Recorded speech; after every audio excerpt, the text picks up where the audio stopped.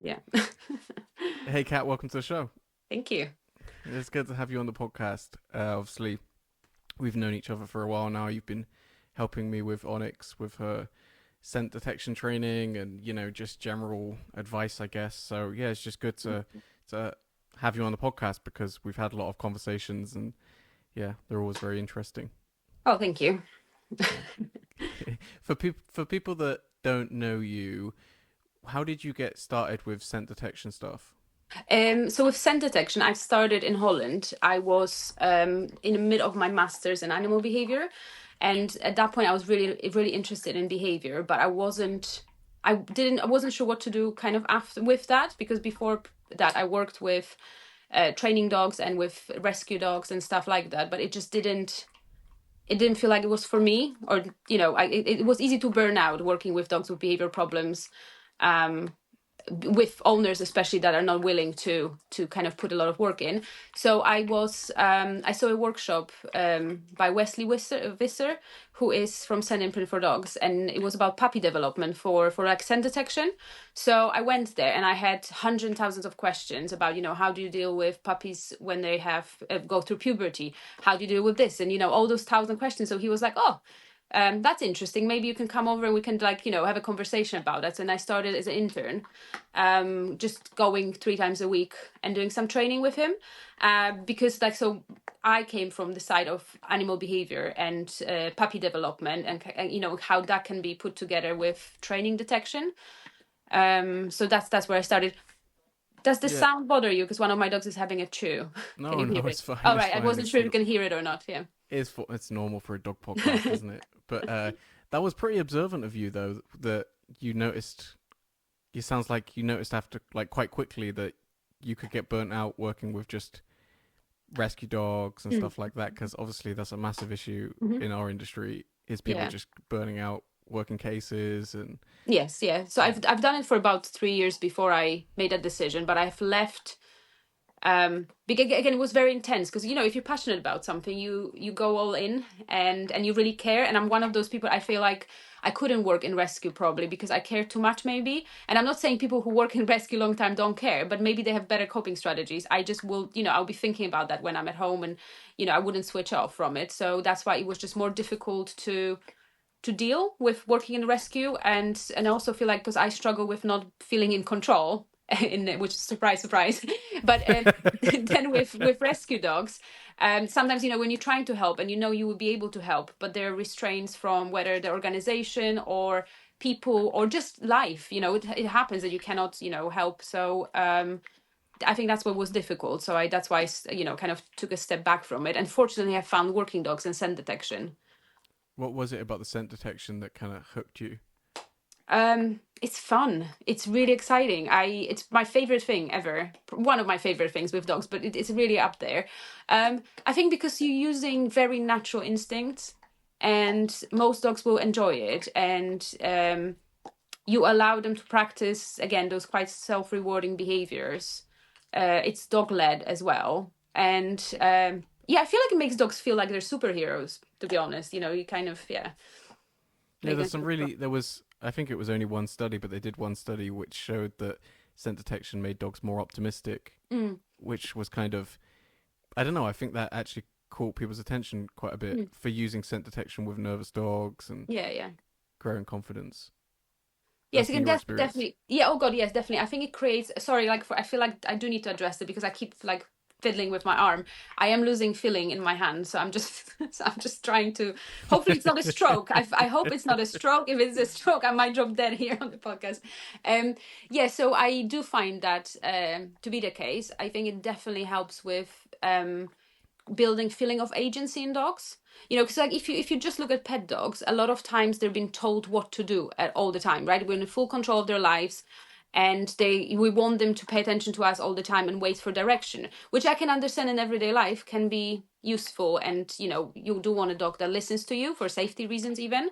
But then scent detection allows the dog to go out there and kind of fix some those little puzzles that we create for them in terms of hiding something on their own, so you can teach them to be a little bit more, yeah, probably like self-sufficient in that way without having negative impact on your relationship with them.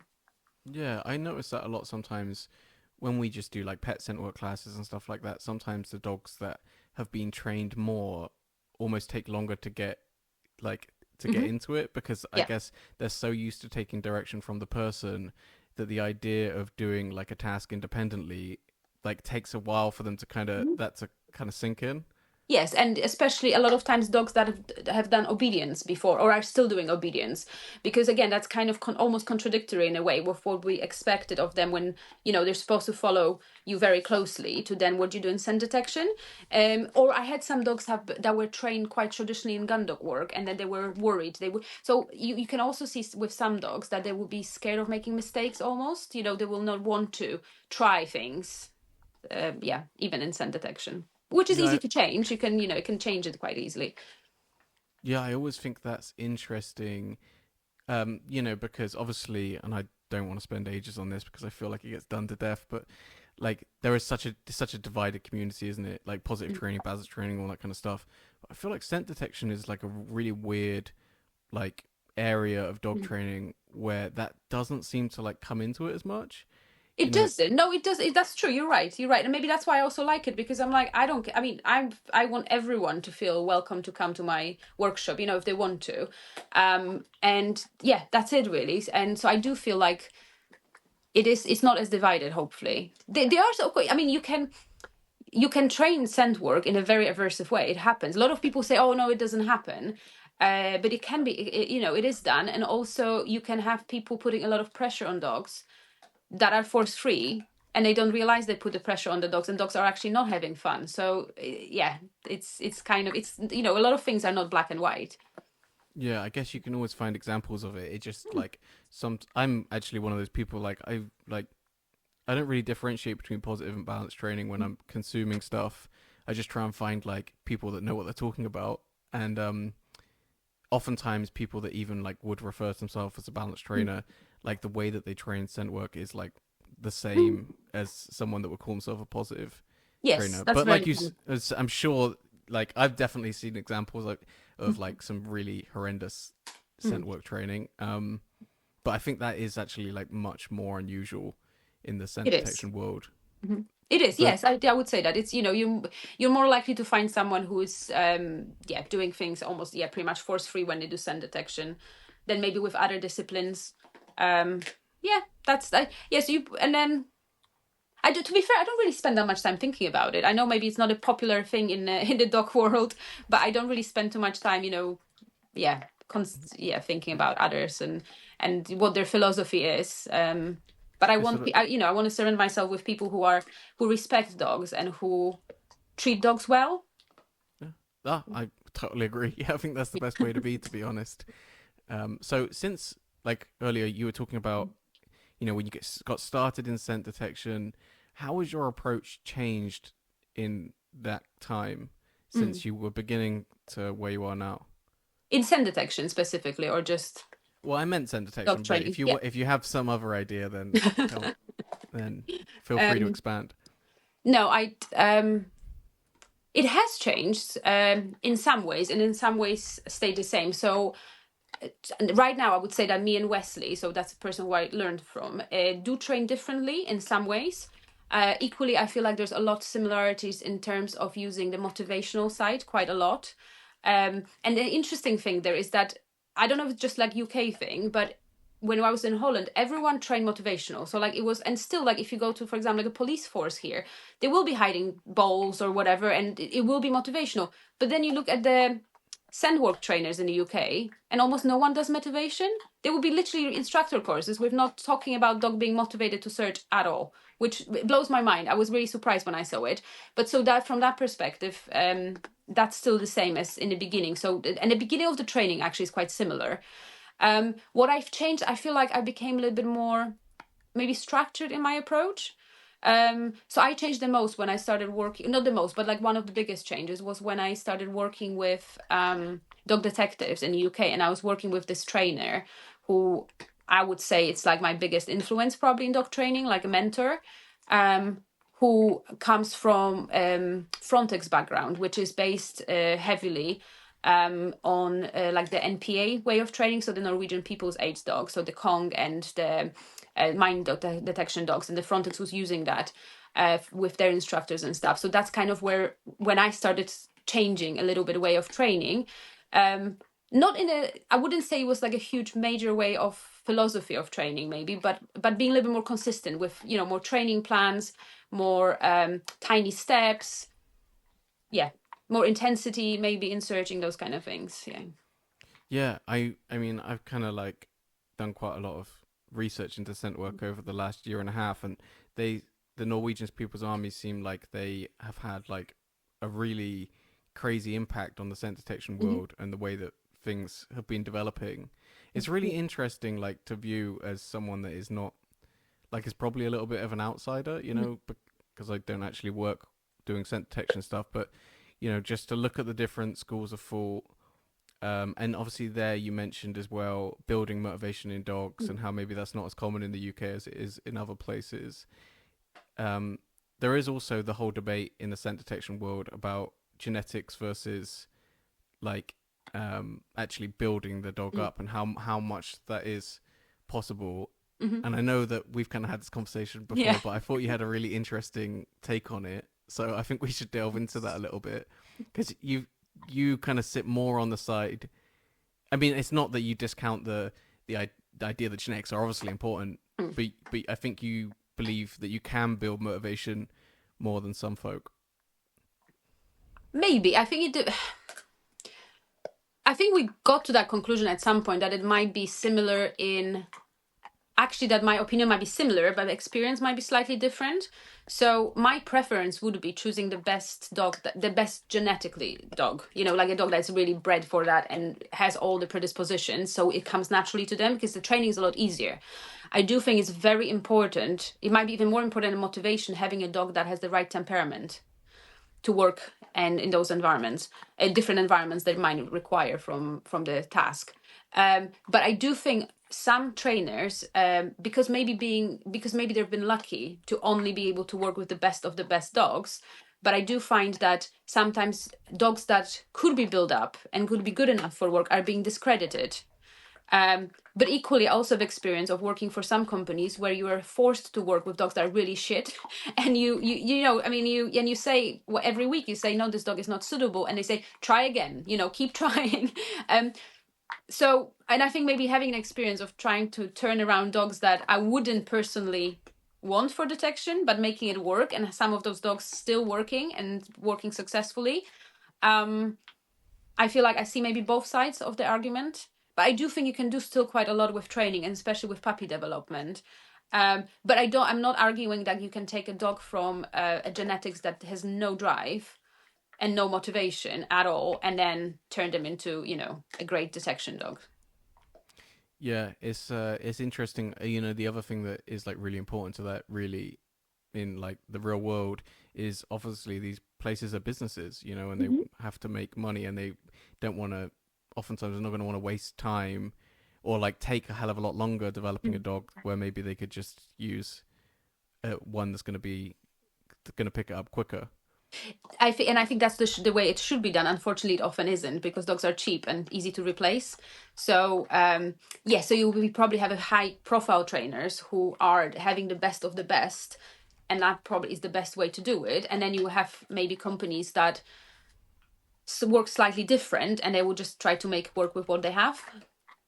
Oh, okay. See, I'm not aware. See, this is like the industry insights. Like, I don't really know about that. So you're saying like some companies would just, there is more of a like a quantity approach, or like a scattergun, like just buy a lot of dogs and hope some of them work out. Yeah, and hope, Yeah. Yeah. Of course, yeah. So there will be, of course, and again, there are different places, different, you know, different approaches. And that's what I was saying. So like when we had this conversation, and can I name a name that we... It's a positive, it's not a negative thing. So because it was in relation to what Jens was saying in his podcast, you know, about selection. And because I think that's where it's coming from. I think he's been incredibly lucky, because, you know, he's working with people that are really good and with dogs really good. And he has a possibility to say, I'm only going to select this. Do you know what I mean? And I feel like sometimes you have trainers as well on the ground working in different places where they're in a situation where they do not have that choice, and they still have to make it work. And equally, I feel like, so you know what I mean? You can look at it from like a little bit different side, because if you've been forced to with dogs that are, or in a position to work with dogs that are maybe not ideal for the job, you also can learn that you can do still a bit with them. That's what I'm trying to say. You know, the kind of, when you have to think out of the box, it does add to your skill as well, and maybe just the approach of how you look at things. Yeah, I'm not, like I said, I'm not really involved in the industry, so I don't. You have way more context than I do, but it does seem like as well. I don't know if you mentioned Jens there. I don't know if he has particularly high standards because, like, from an outsider looking in, the standard seems like extremely high. They seem to, yes. I've never met Jans in person, but based on what I've seen of him, you know, in videos and everything he does, and people that I know, people that have trained with him quite a lot, everyone does say that his standards are really high, yes, and that he does also do it in training. So I've only heard those kind of opinions that would fall in place with, yes, having very high standards. Yeah. Yeah. So yeah, I guess it's interesting though, because I think probably the large majority of people that listen to a podcast like this Mm. are not going to be like industry professionals in No. the scent detection world. So, but maybe people have a dog and they want to do something in Mm. so it's nice to know that you can build motivation with time that maybe Mm. wouldn't be efficient for a business, but Yes, exactly. But as that's what I mean. It depends. And I think with anything you teach, it's important, or train, it's important to think of the end goal. So if someone comes with a pet dog and says, I just want to have fun with them, but they're not too motivated, you probably can build the motivation quite a lot in comparison to what the person was able to do, yeah, and make can a we big change. I'd like to get to how a little bit as well. Obviously you Okay. can't give us the whole plan, but um like maybe you can give us some ideas because yeah, I think that that's quite hard information to come by oftentimes. Like, how do you go? Say that you have a dog that isn't quite where you want them to be in terms of motivation for scent detection. How can you start to build that? So I would look at obviously the individual dog, but also the breed they come from. So, and based on that kind of thing, okay, what is it possibly that they might find interesting? So I definitely distrust if someone tells me they have a spaniel that's not interested in a toy.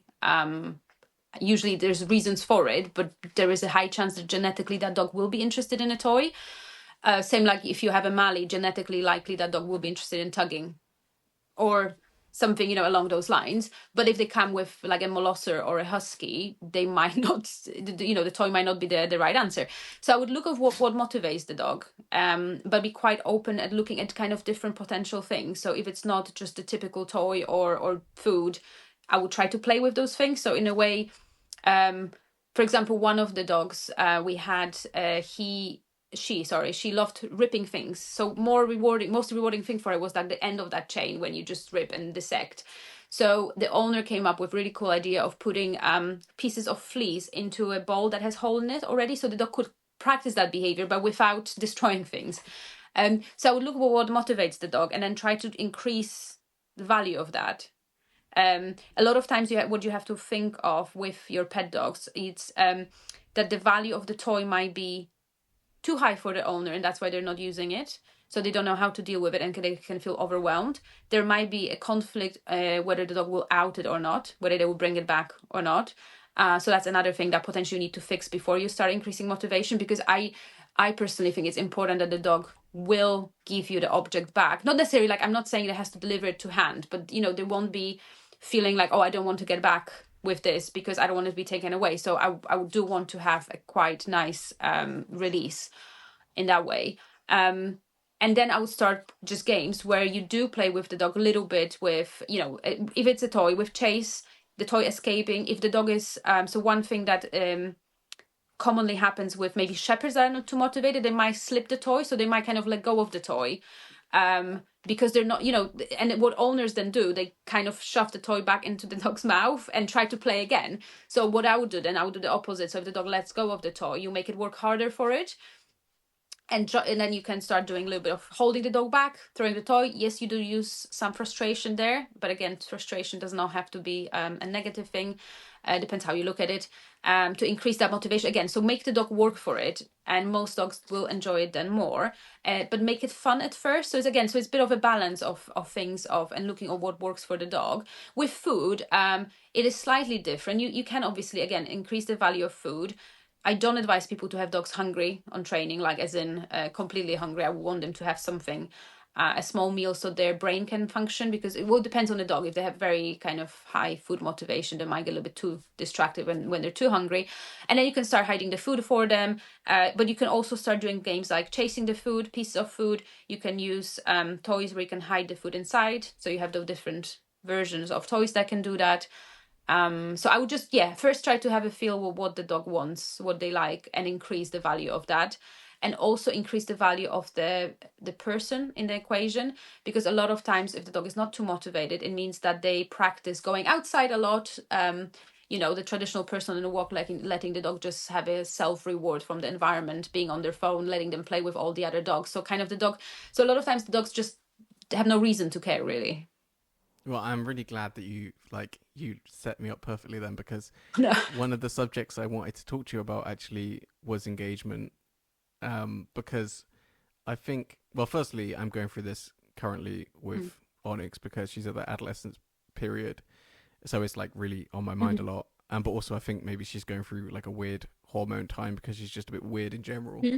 But obviously it's a major subject even for pet owners, to be honest. Obviously they don't necessarily want like perfect focus, but they want a level where, walking their dog is easier. And even though actually I don't really hear you talk a lot about it, Kat, I think that you have like super engaged dogs, like some of the best engagement I think I remember seeing. Oh, that's nice to hear. Yeah, so I really enjoy, like when I came up to you last time and you got Leafy, was saying her Leaf, name yeah. right? Out. It was so cool. It was so cool, the engagement, and then also the motivation to work. I was saying it to Ben when he was sat next to me. It was just really, really cool. So yeah, I'm just curious your thoughts on it, how you start building engagement. So I'm just kind of curious if we could kind of go into that a little bit. Yeah. So, and she's a dog who had no interest in toys when I got her, right? Because she was so shut down. There was no, anything like that there. I would like to say something about the puberty in dogs, which will be not, I feel like it will make me not popular with some dog trainers. Because I don't have any problems in puberty with the dogs. They don't change. So they're the same as they are when I get them at 8 weeks old, in terms of like engagement and behavior and obedience. And I feel like that's a lot of times it's not very popular because people like to say, oh, everyone struggles. I've not had that experience since. So the 4 here. This one I got, Leafy, I got obviously from a rescue. So she was a little bit fizzy in her head a little bit, but again, no problems with obedience. And so 5, for last 5 dogs I've had, they've not struggled with puberty. But I think what it is I'm not saying they were not going through hormonal changes, but that engagement, so I'm going back to the engagement, means that there's nothing else important for them. So, and I am very strict with dogs when they're puppies, and I'm raising them as puppies. But I do believe that being strict when they're puppies means that they can have a lot of freedom when they're adults. So what I will do for that engagement, I do work for it. So, I'm not just expecting the dog to be really engaged and want to play with me all the time and listen. So I will make sure that I'm the most fun person in their life, not just a person, the most fun person, animal, anything. So there will be nothing more important than that. What does it look like when you take the dog outside? Like, let's go from there. So if I take a puppy outside, I will get a puppy latest at 8 weeks old. That'll be my preference. And pick them up. I'm not going to have a lead on them. I'm going to take them somewhere where it's not dangerous, so not close to the road. So let's say a field. Phoenix, I did that with Phoenix in city center in Amsterdam, in a park. So it was a park, but there's lots of other stuff there. Drop the puppy on the floor and just walk. So I'll just let them be off lead, and I'll change the directions. I'll be quite engaging, but I would definitely not be like, I very rarely use long lines personally on my dogs. Like it very, very rarely. because I would do all that engagement all the time when they're still little and before they start thinking of being independent even. So yes, I'll be hiding, I'll be running, I'll be playing with them, but those interactions will be like maybe 5-10 minutes long. So I'm so not in walking terms of, them, like I'm okay, not taking but how them for long does walks. that continue? You know, like, because it's difficult because we're talking about 8-week-old puppies, Yeah. but you know, so with the 8-week-old puppies, you're getting them out for like 5-10 minutes. Hmm. You're doing engagement work with them, and then Yeah. you're leaving it. As they start getting a little bit older, and they start going out for longer, potentially if you wanted to, 6 months, Hmm. 10 months, etc. Does it look different? Well, it will be longer, but the engagement will be pretty much the same. So I would be interacting with them. So I'll be interacting with them, wherever we're going. So it's kind of, I don't have them just running and again engaging with the environment too much. And it might sound like really cruel, but I don't think, maybe it might like give you a wrong picture. But I mean, you've seen me walk my dogs when we were on like a workshop, obedience workshop, and I took all of them out. And I mean, I don't think they look depressed or yeah. But they will be engaging with me. Do you know what I mean? Like if I would walk somewhere with all of them four on the field now, all of them will be around me at all times. So because we'll be going somewhere as a group, not individuals just going and, chasing a deer or running up to another dog. So when they're older, when it'll be 6 months or so, at that point they'll be already in training. I mean, they'll be in training since I get them. So those 5-10 minutes exposures will also be paired with me taking them, for example, if I go food shopping, I'll have the puppy with me in the car, get out at the car parking where, next to Tesco's or whatever, play 5 minutes, back in the car. Take them out for a bit of exposure somewhere like town center, 5 minutes, back in the car. So there will be a lot of things in their day going on. So it's, you know what I mean? Like, but they just won't be those traditional walks. And there will be No, training going really, on this in is a, really good. Yeah, this yeah, is there'll be, really good. yeah. So basically lots of short periods outside Yes. the car where they're expected to work. You're not just like on your phone, like you're doing No, something with I'm fully engaged with them, but I also don't want them, I don't expect them to be able to have that focus for longer than that when that age. But I want them to learn that they can go anywhere with me and we can do something together, we can play together. So there'll be a lot of short sessions and also allows them to sleep and recover in between rather than get overtired. So what do you do? The dog comes out the car and they're just like, they're not with it. They're looking around. Yeah, set there. Maybe there's a bird or there's something going on. They're not paying attention to you. How do you deal with that? I think it will depend a little bit on my experience with the dog and what they're like normally. So if it's a dog that is just really distracted by the environment, I probably will think, okay, I need to go to a different environment because potentially this environment is too distracting for them. If it's a dog that's normally really sharp, but is maybe slightly feeling a little bit off, I might spend some time. I might use food, spend some time to see if I can settle them into it. So the answer wouldn't be the same depending on a dog. But if so, we had once one of my clients, Springer's client and a friend now, who's she put a lot of work in that dog. But when we met, the dog was about 6 months old, and she got her out of the car, and the dog was, when they swim, so you have the dog on a harness, and they just try to get Yeah, away from you, yeah. and there was no engagement at all. And we did in the first session, all we did, we put the dog back in the car pretty much 5-10 times because we took her out, tried to do anything with her, like a simplest thing, nothing complex, but she just didn't care. She just wanted to hunt. So So in this situation, putting her back in the car is like essentially like a punishment. Like it if you is, yes. continue, Yeah. if you're just Yeah. not going to be with us, then you're back Yes. in the Yeah, car. it would be. So pretty much it's like, okay, if you don't have any interest in us, we're not gonna just continue with anything else. Because I think people a lot of times will try to nag the dog then and try, we'll wave food in front of their face or what. I mean, Oh, the dog doesn't care. Yeah. yeah. That's a really good point as well. I want to come back to that. Yeah, so Do then you I would when take that dog. Sorry, just to finish on that note. So with this person, like she's, it's years later now, and the dog is The dog is truffle hunting now. So she in a forest environment. So she's put loads of work in. But one of the things I advised, then the dog was in puberty and she was struggling, was to take her not on long line walks in the fields because the dog didn't care. Just because she's on a line, it doesn't mean she's not still hunting. So to take her in the urban environment, so take her on walks when the environment's a little bit easier for her, being a spaniel, where you can get some engagement. And that's why I really tell people to train in parking places so many times, because you might have less distractions, and for some dogs it might be easier. Yeah, that totally makes sense. When you do have to put the dog back in the car, do you use like a punishment marker for that, or do No, you just put them back? no, just put them back, and yes, and obviously that would only do it if the dog does not have a problem with the car, because Mm. this is more like a timeout in a way. But yes, it is a negative consequence to their behavior, definitely. but I don't want to make it over the top in terms of, 'cause I don't want to cause problems with being in a car, for No, example. I just wonder because like I remember this. Wait, I don't know how I remember this, but I remember reading "Don't Shoot the Dog," Yeah. and Karen Pryor was talking about like if you're going to use punishment, even though she obviously Yeah. tries to avoid it as much as possible, to Mm. use a punishment marker. Okay. Yeah. Um, I'm just really curious because sometimes people, Wouldn't be everyone's like so. non a reward marker. Sorry to get in a. Well, it's not really a non-reward event, is it? Because you're No, putting it the dog isn't. back. No. Well, you could argue. Well, it depends how you look at it. Depends, that right? Like you can. That's the thing. That's the problem with over talking. Like, you know what I mean? Like being over theoretical sometimes. No, basically, what Yeah. you've said there, Kat, is like the advice that I've had from people Mm. definitely in my journey, is like if you get her out the car and she's just kind of, giving you the middle finger, then put her back in the car, Yeah. Yeah. um, Yeah. But and whether that start would be cycling through that lack process, of reward or whether that would be punishment, that would also depend on the dog, I guess, wouldn't it? Oh, do we have to have No, we this? don't. Please, let's not. No.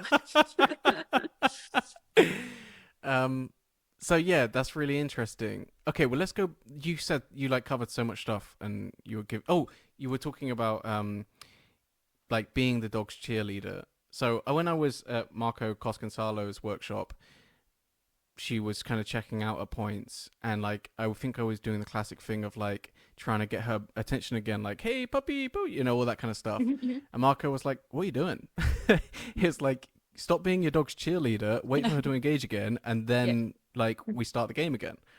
Um, which seems so obvious because it's like you reward the engagement with you and ignoring her ignoring you so that she's not getting any kind of reinforcement from that, and she'll soon realize that the game is more fun Yeah. than checking out Mhm. versus realizing when I check out I'm actually going to get rewarded because he's going to start trying to play Mhm. with me, so it's really interesting when you think about it. And like it was a bit of a thing, like it was definitely like a moment for me where I was like, that I can't believe that but I feel like for so I feel like I was kind of taught that, I guess, in a sense. I don't know if like deliberately, but I feel like that's a super normal thing to do.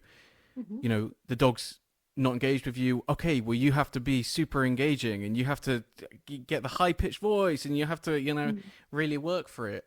And actually, sometimes that can make it worse, I Yes, think. it can. Yeah, of course. Yes, it can. Yeah, it can definitely make it worse. Again, depending on the dog, and like something that, for example, I often do with dogs that struggle with giving the toy back. So rather than trying to, get the toy off them, obviously you wouldn't like chase because that doesn't really make sense. But even trying to make, like, a lot of people will be trying to make the toy really active and convince the dog. I would often just start playing with the dog owner. So we'll take the toy, like take the tennis ball, and we just throw the ball to each other, and we chat and everything. And the dog is usually the dogs are like, what's going on? Like, this looks more fun than me having this ball.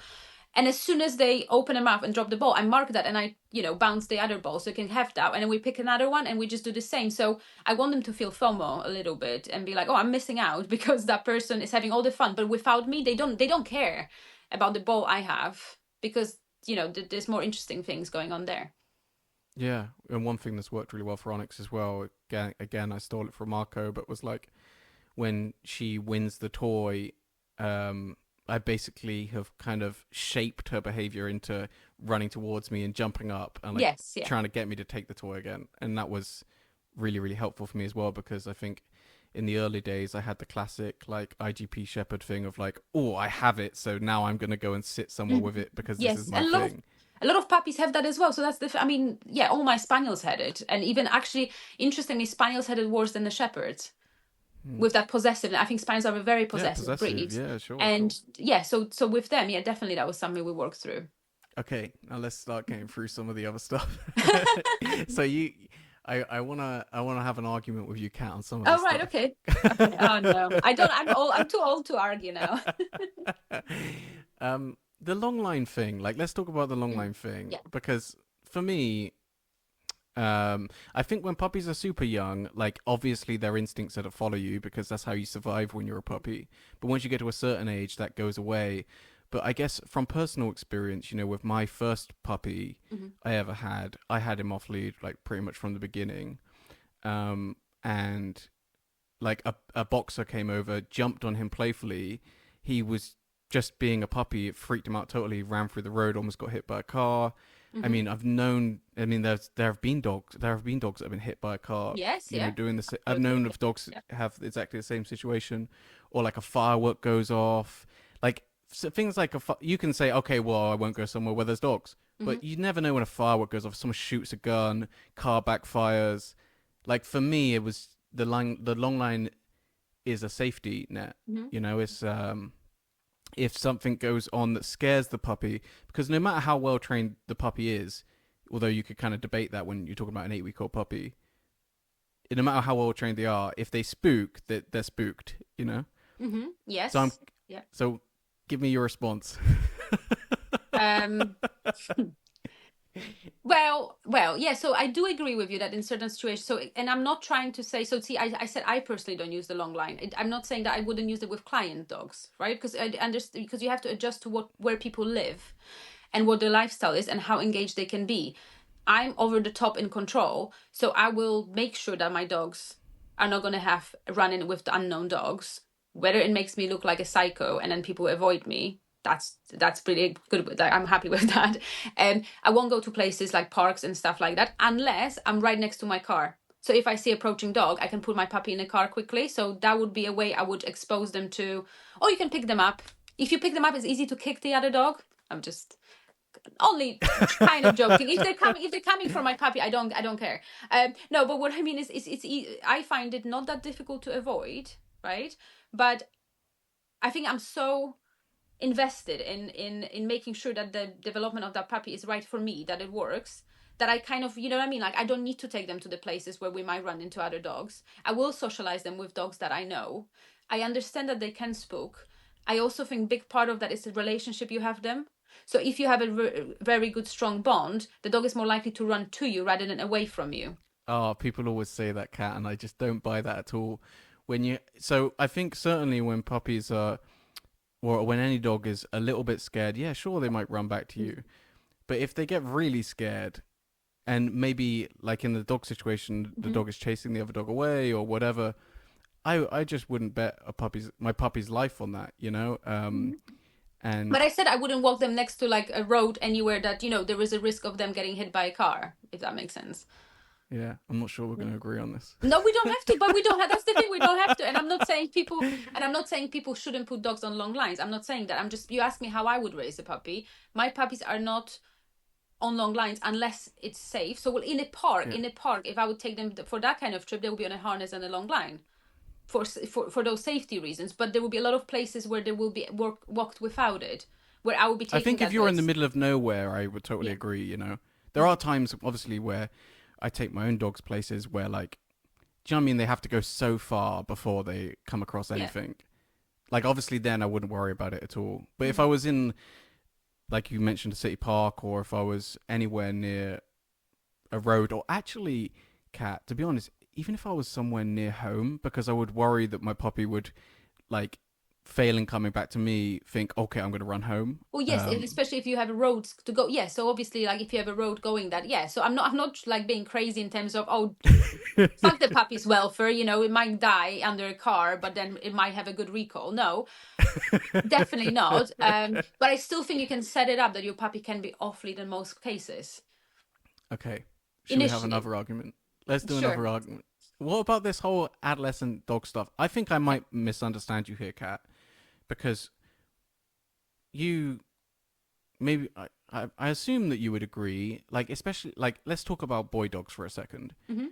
It's so common when boys get to like 12, 13, Mm-hmm. 14 months for them to start wanting to get into scraps with other dogs. Mm-hmm. Like that's I see that all the time. You know, like it's and like we're to be a little bit breedist, like see that all the time in male Labradors, especially. Yes. Yeah. Um, so there are like I, but maybe I'm misunderstanding. I don't know if your what you were saying was just purely about engagement and training, or you're saying you don't notice behavioral changes for No, I'm not. I didn't adolescents. say that. So I actually did say that I see the hormonal changes in that way. Or if a female has a first season, hormonal changes and stuff like that. Yes, but not things like where people traditionally talk about dogs not listening suddenly and dogs not, coming back, or dogs not But also, because again, like with your example with the male, I will put a lot of work in making sure my adolescent male does not meet unknown dogs. Yeah, Not I just agree. because they also, those dogs will be targeting your dog. So you know, because they will have so much more testosterone, and a lot of times it's the castrated males that will have a problem with, you know, more often than not, the entire males can do better and deal better with another entire young male growing up than castrated males. It seems that they struggle with that more. So I would really do all I can to make sure that they do not have probably more so than even with a puppy, that they don't have those interactions, so they don't have, you know, don't learn negative things, especially with breeds like shepherds and, you know, bully breeds and stuff. So I would put a lot of work into that as well. No, I totally agree with that. I'm just really talking about these are the things that people come to me with in their, Mm. in their training classes and stuff like that.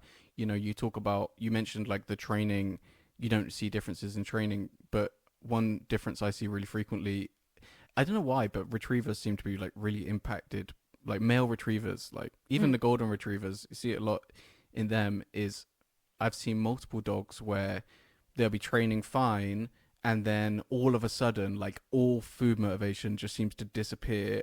You can't get like they won't take food at all, and training can become really really difficult, and then fast forward a month or two and they're back to normal. Hmm. I don't know if you've experienced that as well.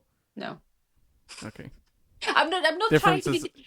I'm not trying to be difference of different. experiences, Yes, but but I also will be seeing potentially different clients, maybe, you know, and for different things. But I do feel like, again, so what I've seen definitely experience, for example, females being in the first season and struggling to work because they might be a little bit anxious and that kind of stuff. And I'm not saying, you know, the males don't lose their mind when they spell a female in season for the first time. But I would argue with those retriever owners, and I'm not, because obviously I have no idea who you're talking about. So with those kind of owners, again, what does the dog do on their walks? What do the dog? How much is the dog? How much do they train? How much engagement do you have? Because you will have potential then that other things are becoming more important than the training. And I'm not saying you can create a situation that 100% training is the most important thing, you know, to point is toxic. However, I think an average dog owner is probably not going to be as obsessive as me in keeping the dog engaged and avoiding the situation. So, for example, if I would go out for a dog, and this maybe might be the difference. So if I would have a dog out, plan something, we go out and I see the dog is distracted, never mind, let's go back home, we're not doing it. So I wouldn't be risking and trying to see where I can get it. No, okay, we're just not going to do it today, or we're going to do it in different environments. So I think it's also not exposing the dog to certain situations when they're not ready, maybe.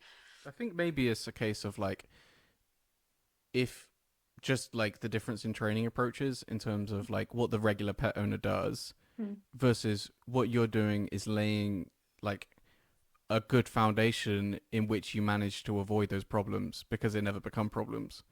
Yes, because like my spaniels will never be exposed to birds when they're puppies, so they're You always never. say that, Kat. Don't understand how you can possibly achieve this. I when I guess maybe it's what I definitely have not been as militant as you, Kat, Hmm. and arguably I'm paying the price for that. but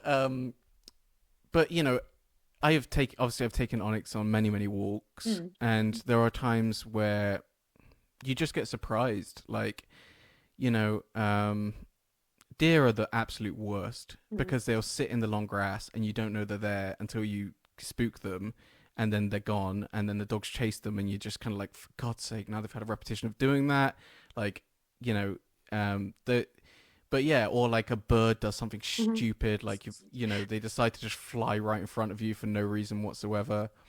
um but I guess it seems like you avoid that by you gun. I've always heard a lot of gun dog trainers say, "I don't walk my dogs; I just train Mhm. them," Mhm. and it seems like you kind of take a similar approach. Yeah, yeah. Well, now I obviously will walk them, because especially when we travel, so they will go on walks and all four together. But yes, initially I don't walk my puppies, and people think I'm joking. I'm not. I will train. So real life examples of things that has happened actually with birds, specific, because I feel like birds are a bit of a topic now here. um, Squirrels as well. Okay, Squirrels do I my also have an nutting. example with squirrel. I also have an example Okay. with squirrel, and one with punishment delivered not by me, which will be fun. So, yeah, so birds, for example, the Springer Spaniel, or shepherds as well. When I walked and I see a flock of birds on the ground, what are the birds going to do? when we approach it. We're going to fly away. So what the dog is likely to do, react to that. So if it's a spaniel, I literally have done that. I picked up the spaniel when they were a puppy and made them face that way so they don't see the birds fly away. Or if I was with someone else, I'm not joking, I picked up the spaniel and asked the person to spook the birds. So when the spaniel will not be activated by that. I have done that. So now what happens is I have, since, for example, have accidentally thrown a toy at a pheasant that was in a field that I didn't see, hit the pheasant with the toy, it got spooked as my spaniel was running for the toy, and she picked up the toy and did not pay attention to the pheasant, because there again, she's not practiced it. I'm not saying she wouldn't become interested in birds if she had experiences that would promote that. Yes, because her genetics would react to that, like, so I'm not saying that would not happen. But also what I would do with squirrels, Leafy has showed some interest to squirrels. That's the only thing she ever showed interest to when we were walking. And my reaction then is, if I one situation, I had a Kong in my pocket. So we were just walking on a lead. So she wasn't with the toy. So she was just kind of on a lead next to me.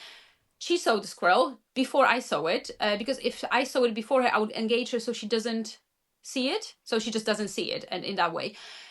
So I called her straight to me. She was on the lead. So if she didn't react, I could just, get her back to me on the lead if she was too focused on the squirrel. But because she reacted as soon as she did, I rewarded her with big play with the Kong and chase after the Kong. So I rewarded her with active behavior for being actively involved in something she could potentially chase. And just we did that. But that's because her engagement with Kong was already strong. And then what I did, I took her back then I prepared myself to do a training session, went to the place where there was lots of squirrels, and then we worked a lot on it. But I knew but she's not lost her mind in the first place. If she lost her mind, I would probably...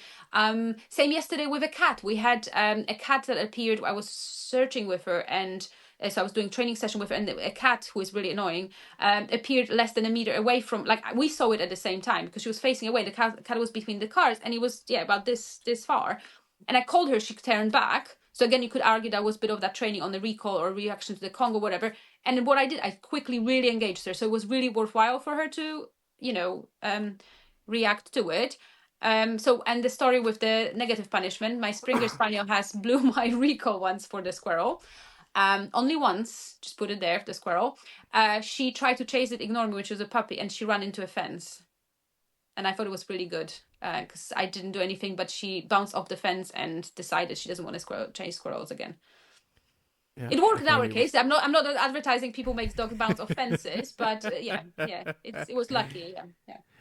So, interesting that you kind of avoid the trigger for the prey behavior or whatever you want to call that. I do, squirrels, pheasants, that kind of stuff. Because, one common approach is to let the dog see that, wait for them to then engage with you again, and then reward that.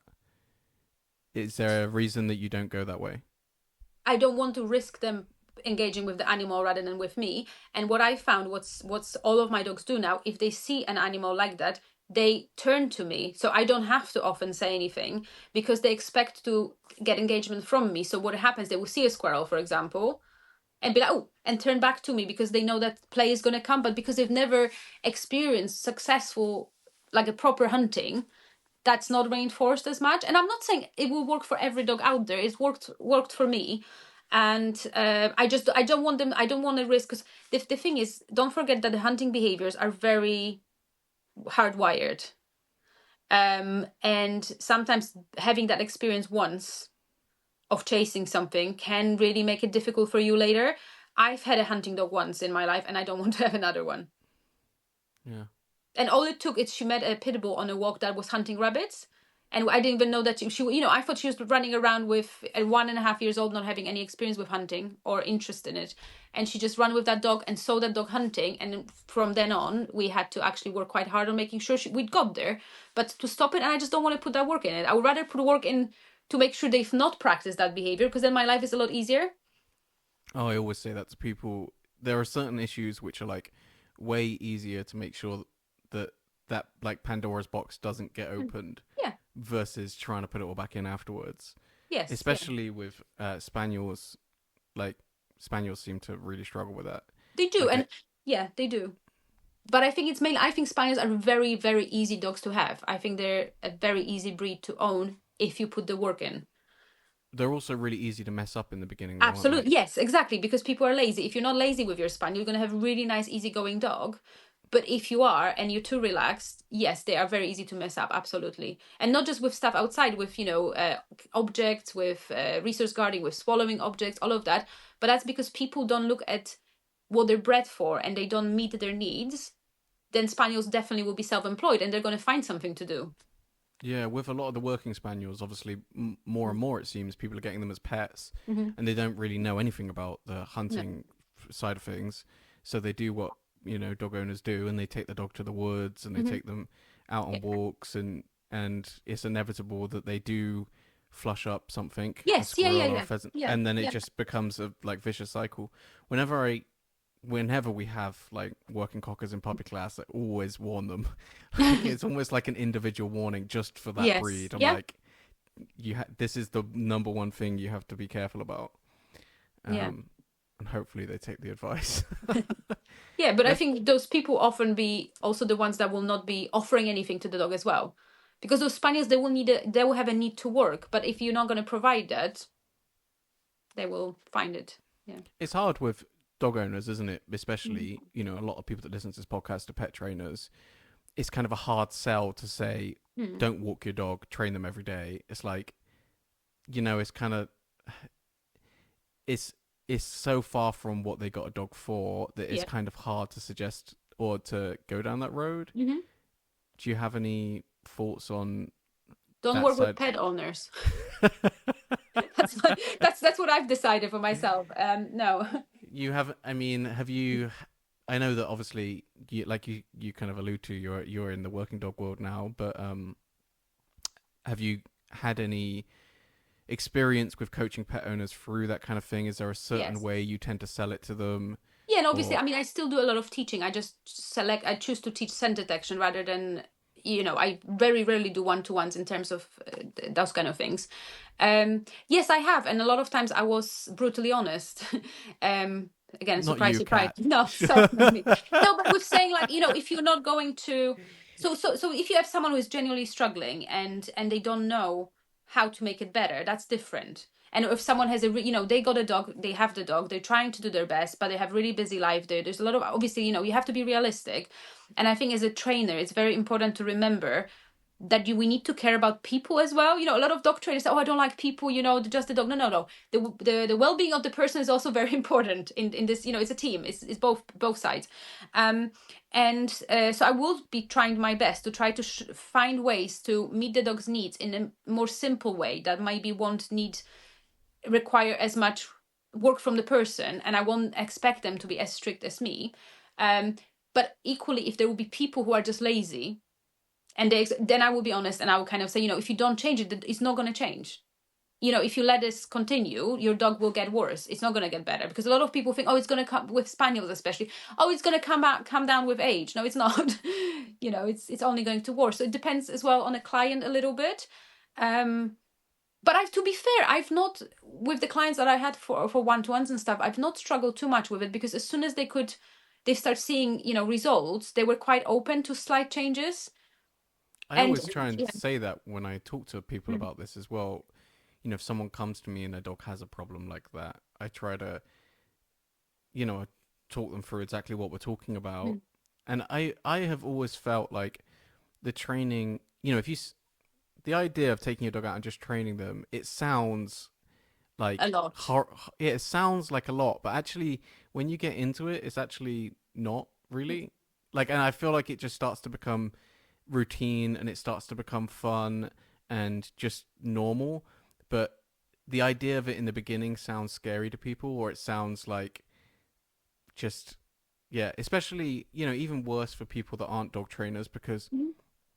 they haven't realized yet that dog training is fun and they've probably watched things, and they think that dog training is all like marching around, and so it's quite hard to sell someone that got their whole reason they got their dog, so I can go relaxing walks in the woods with my cocker spaniel, Mhm. and and it's like, oh no, you just have to train them.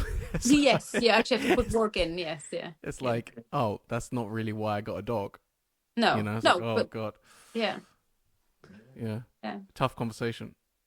Yeah, I would say it is. Yeah, and I'm happy not to be too involved in it on regular basis.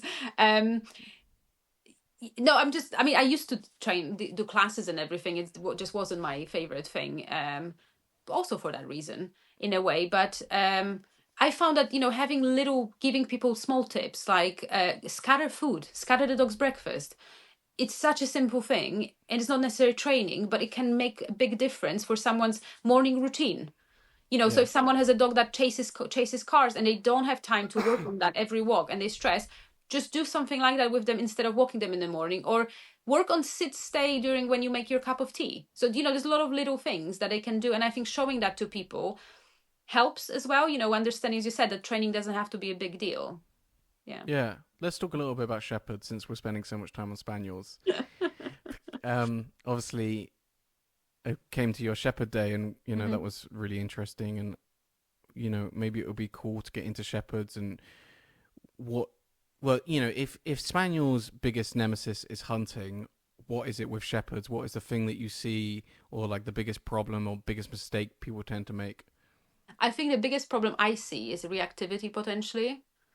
I think, and mouthing, but I do find that most people will contact you for reactivity often, and I do see more shepherds in terms of doing one-to-ones, because kind of that's what gets to me. Because if my vets have people come with a shepherd, they usually pass in my information, kind of thing. So that's where I do end up doing more of still one-to-one work. And a lot of times it's that, or it's being very barking and in the house, and problem with guests and visitors. Being destructive as well is another one, and mouthing. Those kind of things I would say will be the most popular ones. With and the reactivity will be more often with dogs than with people, but it can be both. So that's what I would say will be the main things in pet dogs. Well, Yeah. let's talk about reactivity then. Mhm. I don't know if you will agree with this, Kat, but I really feel like the shepherd reactivity issue is far more to do with like genetics than anything else in this country, at least. I feel like in this country we have like a lot of shepherds that are just really Shit. not well bred, Yeah, you do. Yes, you do. Yeah. and I feel like that's why we have a lot of shepherds that are reactive. Mm. It's just like poor breeding, and you have like a predisposition to it. I can't tell you the amount of German Shepherd puppies that come through classes that like you're already starting on the back foot on. Mm-hmm. Yes. No, They're I'm not surprised at all. already like nervous. Sometimes they're already starting to react to dogs. Right from the minute they come into puppy classes. Mm-hmm. And that is way more than any other breed that Mm-hmm. I can think of. And then you spend then you spend a disproportionate amount of time with those dogs trying to increase confidence so that they don't develop into reactive Mm-hmm. dogs, which is definitely achievable with a lot of the dogs. It's Mm. just, but I very often just feel like you're starting on the back foot versus other breeds. Yes, I would. Yeah, no. So I think like genetically, I do think you do have a lot of not very stable shepherds. A lot of not very stable dogs in general in the UK, and obviously with shepherds, the reactive is where we'll go to. I think one of the reasons, because it seems like everyone wants to breed their dog here. It's bizarre. Let me Yeah. just add something as well, Mm-hmm. Kat. And you have more experience with Malleys than I do because I see more Germans than Mm-hmm. Belgians. But my experience is they both in pet, like in the pet world, they both have a predisposition to reactivity in the UK, at least. I can only Mm-hmm. talk to the UK, but the Germans seem more susceptible to like fear reactivity, Mm. and the Belgians have always seemed more susceptible to like frustration. Oh, interesting. That's just been my personal Yeah, it experience, might be. and Yeah, yeah. I I see, to just be fair, I see actually a lot less Belgian shepherds for it's German shepherds mainly, with the mm, reactivity specifically. With Belgian shepherds, it will be more the dog being just too much for the person. So yeah, that definitely frustration, yeah. grabbing the person rather than that kind of ragging and those kind of things, hunting things, chasing the little slightly different. So I would say that the reactivity is more German shepherds. Um, which is interesting, but also I feel like you're more likely to have a German Shepherd that has pain problems as well. And I'm not saying like Belgian Shepherds don't have hip problems or anything like that, but there is a lot of that problems also in German shepherds, especially if they're not well bred. So they might be starting. And what do shepherds do when they're in pain or they're scared? They react. They go forward usually to scare away whatever they're scared of. 100%. Yeah. Yeah. So I think that would be probably all. And I do think so. Genetics aside, I do think the big part of it is people don't understand shepherds. They don't understand how to make them feel confident and comfortable in the outside world, because they will have and again, I'm really strict with that too. Do not take your shepherd to public places for walks, like in a park where you can have a dog run up to them that you don't know, because one of two things will likely happen. And I'm not saying they're not shepherds that went through that and they're super social. But one of the two things will likely happen is, one, the dog will get scared of other dogs initially, grow bigger and stronger, and then start being reactive because they do remember. Like, that's the thing. You can have a spaniel attacked by other dogs, and you're likely to get away with it because, again, they bred differently. They're supposed to be in big group of dogs and mix with unknown dogs on the shoots, for example. With a shepherd, you're more likely to have the one-time learning, or they would enjoy bullying other dogs. So, like, I'm really, really strict on shepherd, especially as puppies, not being allowed to chase other dogs, like, especially of breeds like spaniels. So I want them to meet spaniels, but not chase, because that chase very quickly turns into nip and bullying. It's bit of, Yeah. it's bit of like, sometimes it's the herding behavior that kind of turns into something little bit not nice. Yeah. Yeah, yeah, that's so interesting. So let's say someone is listening to this, to have the German Shepherd puppy. My question would be, well, how do I socialize my puppy if I don't go to public places? Socialize with dogs that that are stable. Hmm. So that'll be one thing. So find friends that have adult dogs that are stable and will be happy to interact with the puppy, but also be able to stop the puppy if the puppy is inappropriate, but not dogs that will bully the puppy and scare them. So I know it's like a lot to ask, but also I wouldn't necessarily, depending on a puppy's personality, like if they were a little bit pushy, I wouldn't socialize them with other puppies, because our puppies are likely not be able to stop it, and then you might have that puppy bullying a puppy that's a little bit more shy.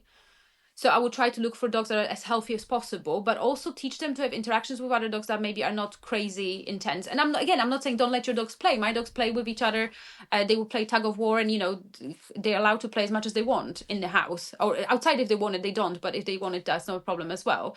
But they don't have expectation to go and meet strange dogs outside, but will happily meet my dogs of my friends. If you know what I mean. The difference being that those are dogs that I know that are stable. But I wouldn't want the puppy to have expectation that random dogs might run up to them in a park or something like that, because that will cause potential fear and that expectation. So with a shepherd puppy specifically, maybe any puppy, I would have them exposed to known dogs that I know and I trust, and then teach them to be neutral to dog on the walks. So, for example, work on that engagement and being together and stuff, like, rather than expecting to be approached or expecting to approach strange dogs, because again, that can cause problems with that, depending on what their emotional state is. But I do find it better if they have predisposition to be close with you, right? Those are the dogs that are like a person's dogs. They're shepherd's dogs. They're not sheep dogs. They want to be close with you. They want to interact with you. So they're more likely to be quite happy, your gun dogs as well, with just working with you rather than needing to have that social interactions with strangers. One thing I had to kind of reconcile in my mind when I started thinking about this more when I got Onyx was, for years and years I'd done frustration reactivity cases, and one of the most effective things that we did with frustration reactive dogs is started socializing them again. Mm-hmm. And we would take them to busy places and just basically get them around as many dogs as possible. And it was like really effective at Mm-hmm. reducing the frustration. And the way that I would always explain that and think about that is, you have a dog with a massive social need that isn't being met because they're Mm-hmm. frustration reactive, and when you meet that need, the frustration goes away, and they start like then you get to the point where they can just walk past other dogs. It's like, it's not a big deal. I see dogs all the time. And then I got Onyx, and it's like much more what you're talking about here, and it's like, but that is also effective. Mm-hmm. And it's like, well, these things seem like polar opposites, and yet they're both kind of achieving something. And it took me a while to kind of like reconcile that. And I think where I've landed is trying to go somewhere in the middle, where I'm giving the dog some. I think it's more important. I don't know what your thoughts are on this cat, and I kind of feel like I'm figuring it out as well. But like, I feel like maybe it's more important when the dog's young, to have some.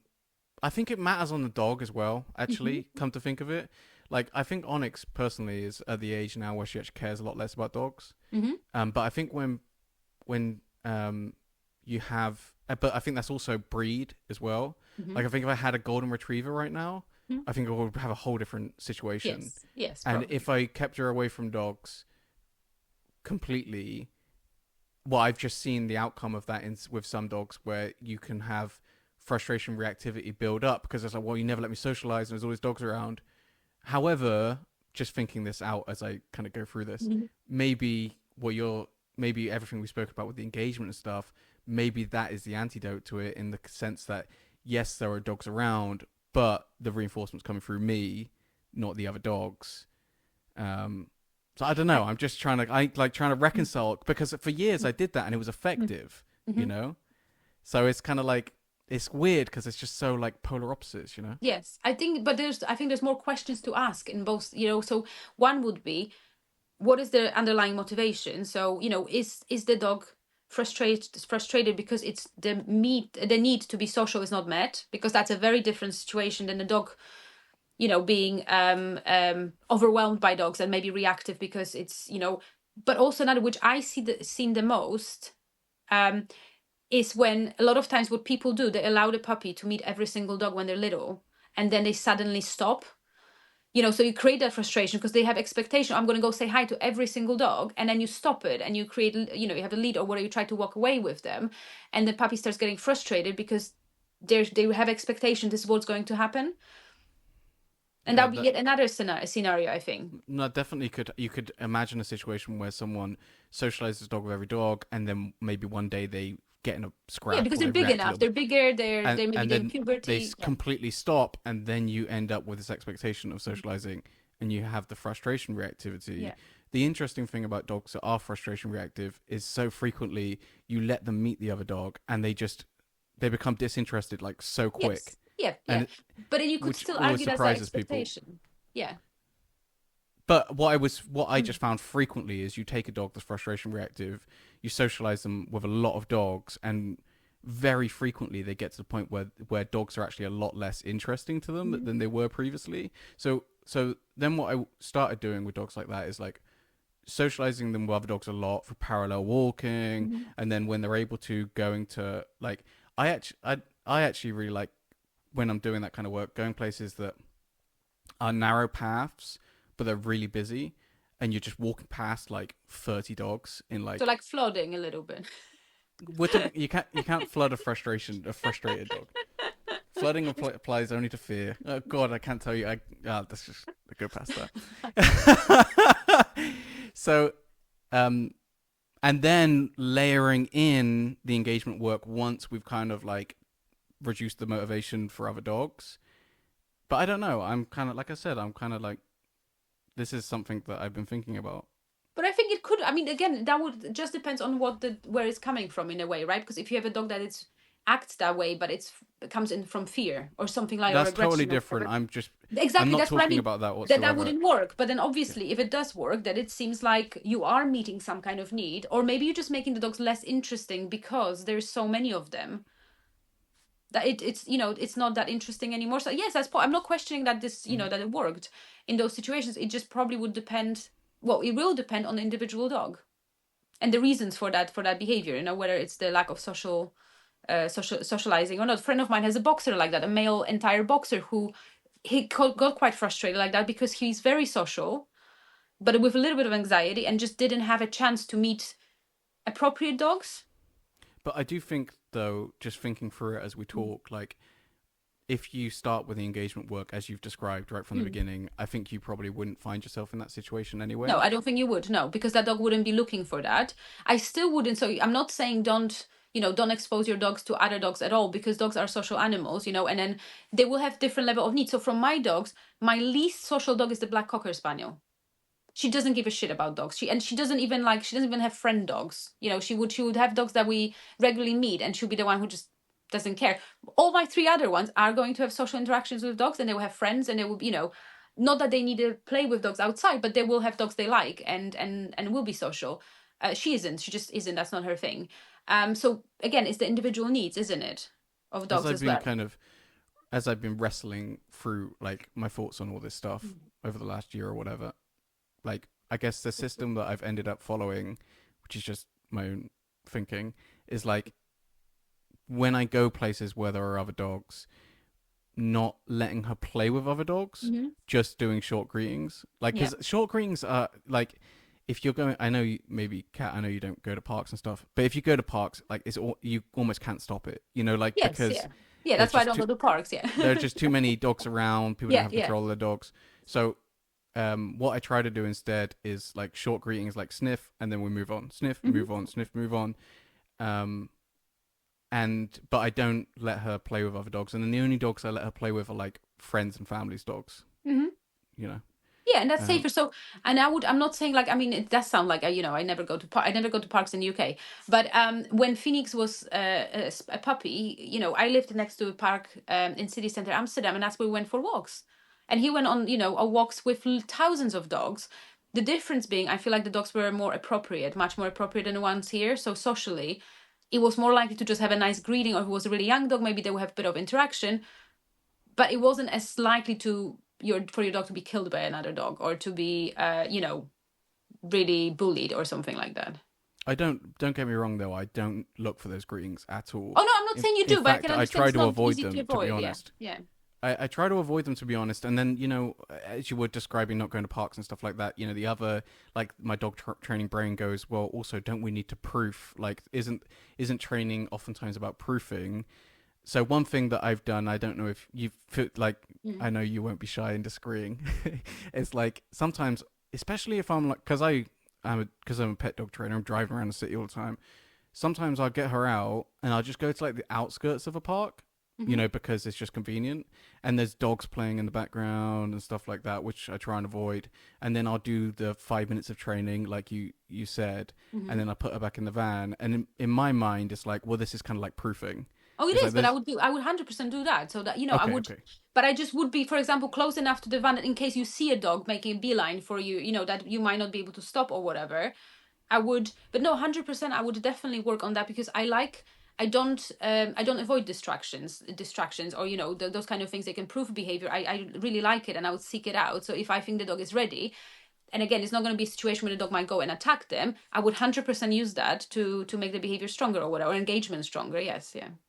Let's talk a little bit about that. And I think this would be different if I had a dog that I felt like was sensitive Mm-hmm. to that, because with Onyx, I don't really feel like she's a little bit of an anomaly. She's very social. I don't think Mm-hmm. she's like as susceptible as a lot of shepherds would be.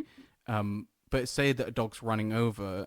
I mean, obviously, if I had the feeling that the dog was going to attack her, I would definitely not be Mm-hmm. hanging around. But oftentimes, it's like someone's cockapoo or something like that. Mm-hmm. It's just a run over.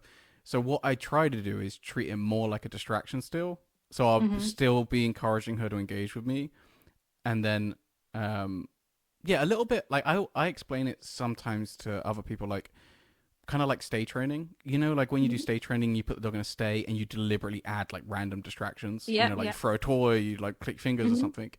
Like that's the kind of mindset I try to take with dogs in that situation. If I don't think that they're a threat, I Yeah. would just try to treat them like, yeah, there's a dog there. Just completely ignore it. Yeah. I don't know what your thought is on that. No, no, I would say as long as you don't think anything will happen that can break your dog's trust, then I Yeah. would. So I wouldn't do it with Leafy, because again, she is quite well. She's much better now. So like, I almost feel bad saying it, but in general, when I got her, she was really scared of dogs. So with her, I'll be very careful with not, doing something like No, I that. can give an example of that. Like, I think it was yesterday.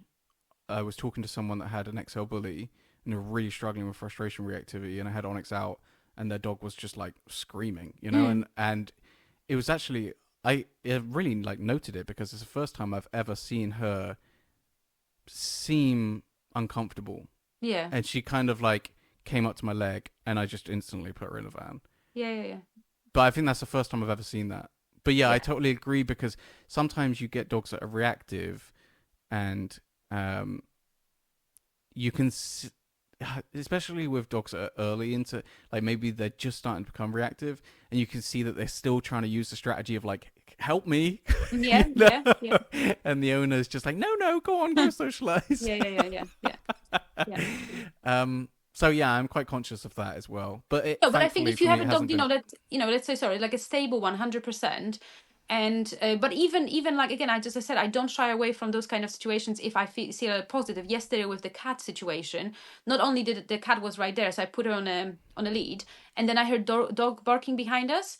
So I stepped back before I had a chance to kind of, I wanted to get her out of the situation because I didn't know what dog it was, and it was like a crossbreed that doesn't live here. So someone was visiting someone or whatever, was on a lead, an older dog. And that's what and the guy started talking to me because the dog was also brindle. So, was kind of asking, and she kept playing with me, and she was comfortable while the dog was barking at her and walking by. And I thought, oh, this is an ideal situation because she doesn't care, but she's getting a little bit more desensitized to a bigger dog that she doesn't know barking at her. So yeah, 100%. So I kind of looked at her, assessed it, and I thought, oh no, you're actually dealing well with it. So let's just, Oh yeah, that's a continue. nice example. Mm. Also, do you tend to use, on this topic of like engagement, keeping a dog with you and all that kind of Mm. stuff? Do you tend to use start and end of session cues or not? No, no, no, no. I mean, I don't feel like Why'd you laugh? no, because I feel like I think I laughed because today I put a harness on Leafy for the first time because I'm imprinting her now, so I started process and I will do a little bit more formal preparing for the job. And the only reason I put harness on my dogs is because people expect the dogs to work in a harness, or if it's high vis, but they don't need one to work. Because I think there's so many other cues that they just know. As soon as they realize we're doing something together, they don't need a cue to start or finish. Well, I think actually, the reason I probably bring just this up, predictable. Yeah. it's really popular in the dog sports world, isn't it? Like you give the dog the cue, you're going in to the arena or whatever. Yeah. So I I just think they wondered, know though. yeah, I guess, but Yeah. there's top competitors doing it, Yeah, so yeah. But what I've 100% done is, for example, I did training sessions when I would be working with all the dogs wearing high vis myself. So because we had to wear it for work, but I don't wear one so I wanted to create a little bit stronger association for them to know, oh, great, okay, yeah, this also means this jacket, different weird looking jacket also means we're doing a lot of work, and so in that way I've done that. But overall, I think, but again, it depends. So I tend to use more rituals with dogs that are less motivated because they need to be brought up to that level, and the excitement and anticipation. With the dogs that are very motivated, I do less rituals because I often find that they can get the dogs frustrated with the anticipation. mm. Yeah, that's So interesting. I hadn't really thought about that. with some clients, for example, with scent detection, with some clients, the ones who have dogs that are not too motivated, and we're working on that, they might put a bandana on the dog, be really excited. Maybe sometimes they play a bit of like food chase or something, to get the dog in the mood of, okay, we're working, it's going to be great. With the dogs that are super motivated, we might, for example, say, okay, for a while, I don't want you to put a harness on your dog, because while you put a harness on your dog, they're already getting crazy. I might get you to do some food scatter or something to bring the dog down, and I will ask you not to even ask the dog to sit and stay before you ask them to search. I want you to, as soon as they're finishing scatter feeding, ask them to search. And this is not forever, this is just to help them to switch on to the search a little bit calmer than be really excited, and those will be the really motivated dogs. Yeah, I'm thinking of one situation that comes up or has come up a few times for us. We teach some like fun man training classes, Mm-hmm. and oftentimes, but a couple of times with some dogs, they have come to love the activity so much, Mm-hmm. and they start to vocalize, because they're Yes, just like, yeah. oh my god, it's like, oh my god, man, Mm-hmm. And I always say to people, look, like, I don't care Mm-hmm. personally, like they're just here to have fun, like it is what it is. I'm not bothered by the Mm-hmm. vocalizations whatsoever. But some people get quite Mm-hmm. embarrassed about it or whatever. And I think some people have actually probably ended up booking less, because they're Mm-hmm. like, it kind Yeah, they don't of want to ruins have. their experience a little bit, which is such a shame. Mm. And my combat to that, and I'm not like a Mantrailing expert by any means. Like, this is just a fun class. There's always been to try to make it really obvious when it's their turn, Mm. so they're not wasting energy when it's not their turn. Mm-hmm. Um, but Yeah, I think Yeah, oftentimes, well, we've tried. oftentimes dog Yeah, owners don't take that advice no, until the problem has already started. no. I'm just gonna move you because my battery is going. No, they don't. But with those dogs, so we've done when I was in Holland and I did some Mantrailing, which I kind of don't tell people I did. I've not for any reason. It's just I don't do it now. But I used to do Mantrailing, to some extent, not like a crazy extent. But we used to with the dogs. I definitely found. Sorry, this is awkward, but I'm trying to put you through the charger. No, I um, appreciate it. It's what good. I found with the dogs was that they have it's a stupid charger as well, and I have dogs sleeping here. What I found that the dogs that people insisted on those rituals a lot, like for example Mallies, and then what would happen is the dogs were getting really, really burnt out in their head. They're really, really excited. And what helped was with some putting harness on them already in the car, rather than walking the dog on a lead to the place where they're going to start the trail, and then stopping and then getting them to stay and then putting harness on them and then getting the bag out so they can take the scent or whatever. That sometimes they struggled with that, and with some of them what helped was having harness on them already put at the car, give them toy to carry in their mouth, walk to the place where they start and start like that. And I'm not saying this will work with every dog, but I've seen that work in the past. Maybe like the format of our classes is like, well, this Oh, is, I don't know, this is probably not interesting to other people. no, maybe why not? Why not? I think it's the starts, isn't it? The starts, whether it's mentoring or something else. Jesus, sorry, it can be quite No, the interesting. It's the my way we battery. run our classes isn't like that. So it's like Oh, right. because we have to do, because we've got 4 dogs in a class, like we need to cover ground, or we're just going to be using the same space over and over again. We get one dog out of the car, they have their go. Well, sorry, no, we don't do that. We have the whole group out. One dog gets a go. Mm. We all walk up. We have another go. We all walk Right. up. Okay. Yeah. So it is different. Yes. Yeah. Yeah, yeah. Just from like a practicality point of view, because otherwise, I'm not really sure how you do it with that many dogs Yeah. in, because you'd be using the same area over and over again. Aren't you using the same area either way over or not? No, because like let's say that we meet at like a woods or something. Yeah. One dog, we all are walking as a group. One Yeah. dog goes. We all Yeah. walk up to the finish point. The next dog goes. We all walk Oh, up to right. the Yes, I understand. So you're not walking over the same part. Yes, yeah, yeah. But this is why I said this probably isn't interesting to other people, because like this is like Yeah, meta stuff. it doesn't matter as much because yes, we've run them individually. Yeah, totally. Which is Not like with. totally fine. But I know that does become a problem for some dogs. Like a lot, I've heard people talk about that with other sports dogs, like Mm. agility and stuff like that. Or Yes. like Yeah. it seems like in the flyball world, people don't seem phased at all. Just dogs screaming. I'm not a big fan of flyball. I'm not gonna lie. I'm not. Just because of the level of excitement, or what? I've not seen it. I've not. I probably don't know enough about it, to maybe like um argue. But what I've seen, I didn't like. Okay, why didn't you like it? Um, I just don't see a point of making dogs run really fast and bounce off things. I don't think that's great for the brain. Um, I don't think it. You know what I mean? It asks them for it. Like if you look at agility, for example, yes, the dog is running fast, but it has to be able to go over the obstacles and think of the contact and stuff like that. And this seems to me like the dog is just all thing the dog has to do is run really fast, and you do see dogs attacking other dogs, and not outing at all. And they start breeding Mallies with lurchers now and collies, and not teaching them an out because apparently that's the new thing. So I don't know. I would struggle to find something I think that would like in it. I think it's hard to argue the dogs aren't having fun. Oh, I'm not saying they're not having, but a lot of people taking cocaine are also having fun. You could argue that while they're taking cocaine, they're having fun. But why does there need to be? Why does every dog sport need to involve huge amounts of control? Oh no, it's not about control. It's not about control. As I said, I don't know enough about it, but what I've seen, it seemed to me that the level of arousal personally, it didn't seem healthy. So it's not about control. And again, I always find that yeah, strange, like because a lot of yeah. people reference that, like a lot of people are really averse to high levels of arousal. But I'm not, because I do know, you do know, I'm definitely not averse to that, because I do But you like. just made that statement though, so like, why is the high level of arousals in flyball? Why is that a problem? Because I think it depends. Yeah, because there is.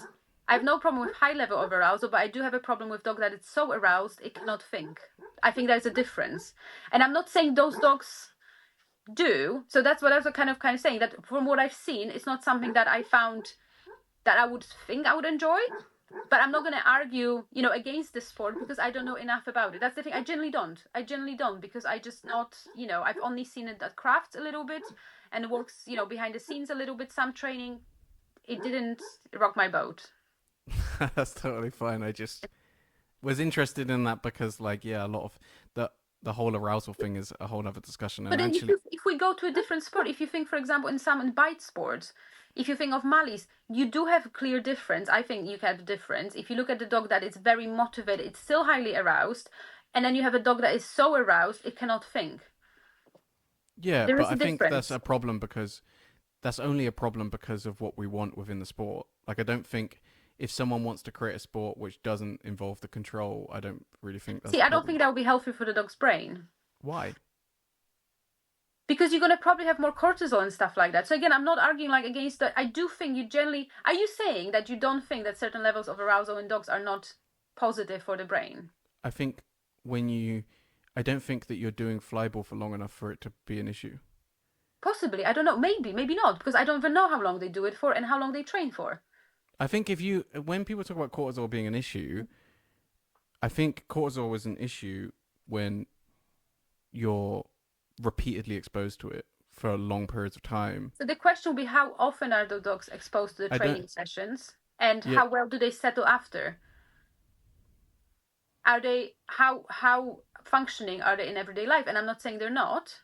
the cortisol thing like is almost become like triggering for me because I just have for the I'm not going. last. No, I'm not going again. I'm not going there, and I think No, it's it's funny. okay. It's good because Yeah. a lot of people won't know about this. But for like the last, I don't know, 5 years, maybe longer than that, like cortisol has become like the devil, and I'm not saying that you're saying this, Cat, but like, you go online and it's like people anything that in anything that causes cortisol is like, must be I avoided at know, I all know, and I costs. hate those people. I hate when people do that. That's why I want to get a talk that says get aroused for dog training and stop being scared of dogs having strong emotions.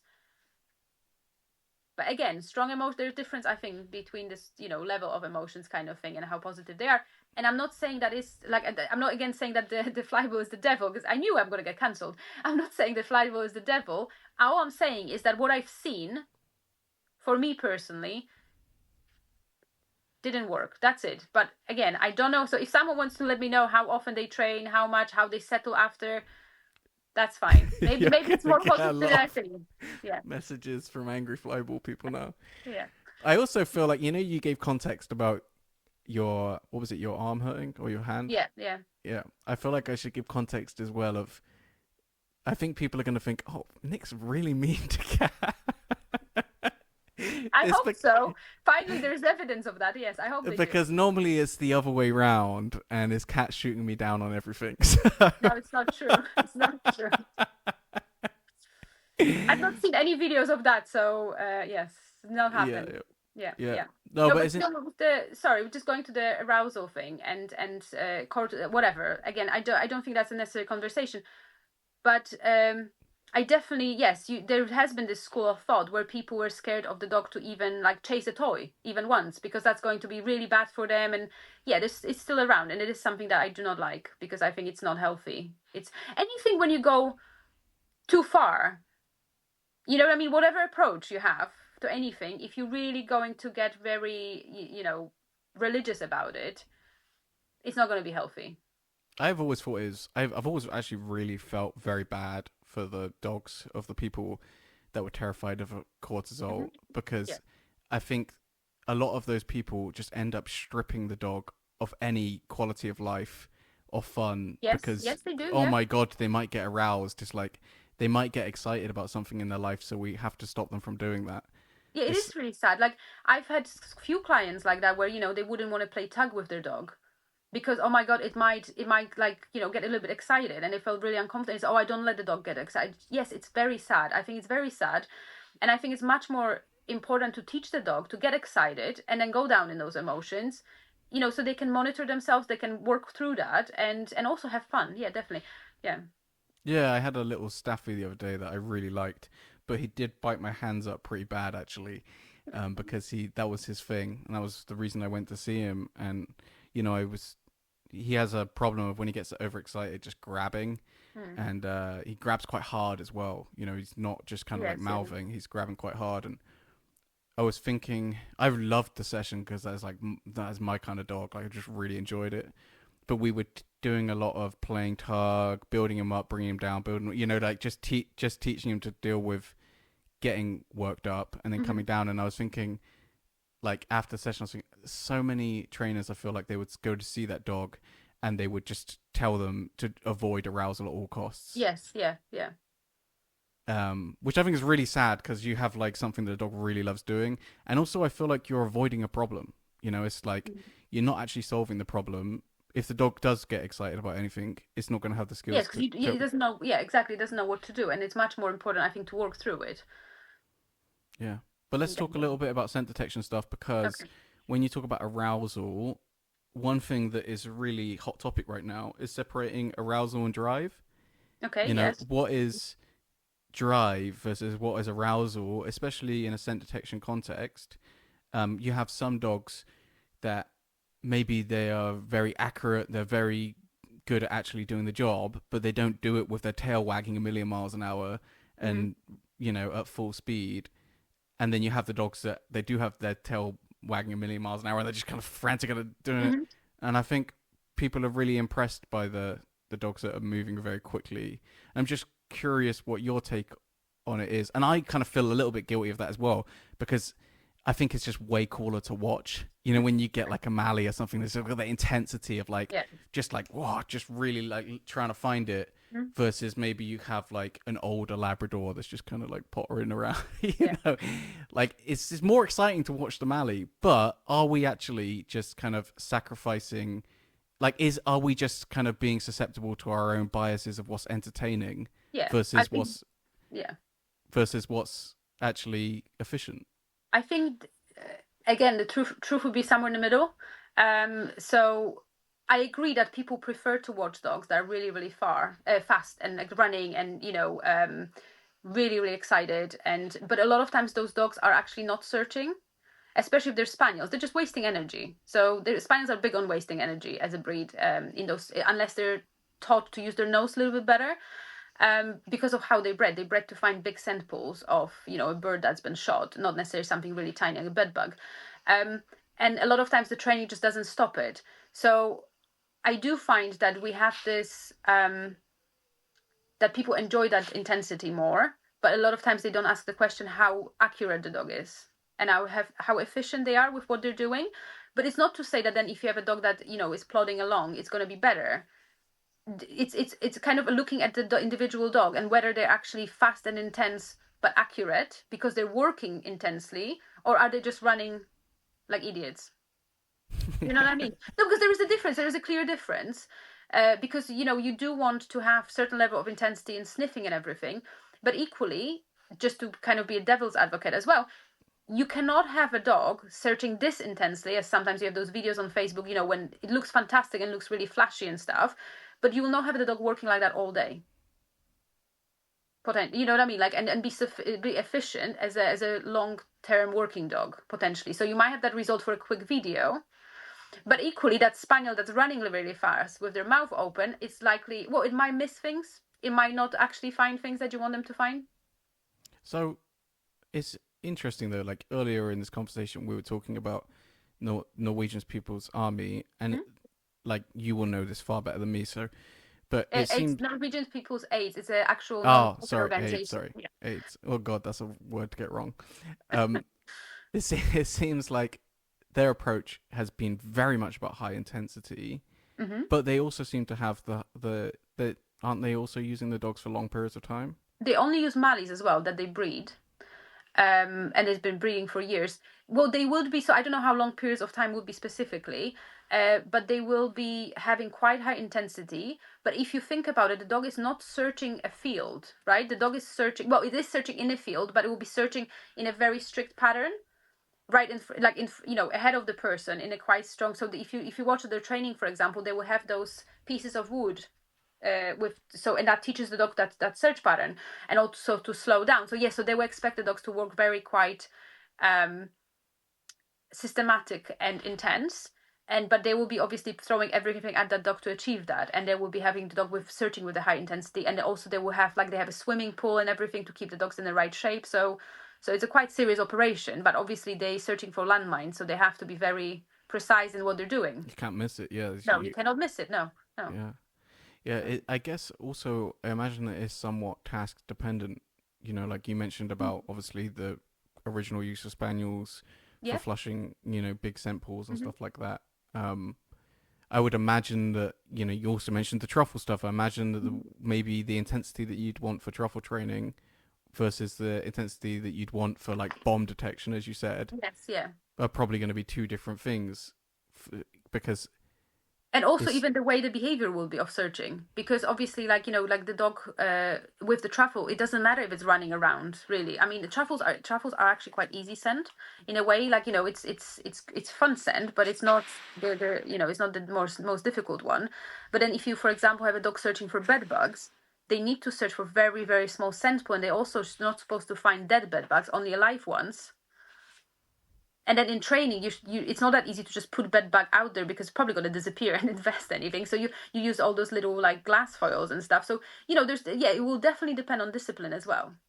I don't know enough about bed bug detection, but I would imagine that they're not searching for long periods of time. I don't know. I guess it depends on how many rooms they have to It would depend, search. yeah, probably would depend on the company. So yes, I do. I mean, when we were doing the threads in the UK, the dogs could only work for 30 minutes, and they needed 30-minute break. That must have changed. I might, but and then when I was in Holland, that was also kind of the thing, that they're supposed to work for 30 minutes and rest for at least 30 minutes. That's really interesting. And in that 30 minutes, I guess you want as high intensity as you can get within the 30 minutes. It will depend again on what they're searching for.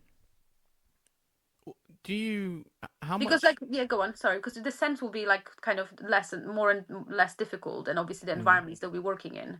And if so, to be fair, what makes the best, I would say that it's the most efficient, is to have the dog that's able to search in high intensity, and is also able to do more of a free search.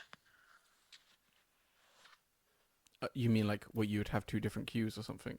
Yeah, and so pretty much you have a different behavior in a way, so you can task them to do something a little bit more intense and search certain bits when you, for example, expect something or whatever. There's a more difficult ground or something. Or I recently had to when my dogs were searching for knotweed, we found out that there were more kind of problematic things in the ground than we expected initially. So I was only having the dogs out for like 10 minutes at a time, and only doing like a quick sweep. They still found lots of knotweed in that situation, but a quick sweep rather than like a very systematic search, due to like their welfare. Yeah, that's really interesting. How much do you think about fitness when it comes to working dogs in scent detection? A lot. I think it's very important. I think building the fitness of the intense sniffing is quite important. So again, I'm not saying you have to have the dog sniffing this intensely for a whole day, but if they're able to do more intense training, they will be able to work better. So just like with anything, I think you need to train harder than you Do you expect it do to work. do you do anything to supplement your scent training for fitness, or do you just essentially rely on the scent training and do a lot of it? I mean, they will be doing stuff like sprinting and things like that, and they are regularly seen by a physio to also make sure that their muscles are developed right and everything like that. So they they're regularly assessed.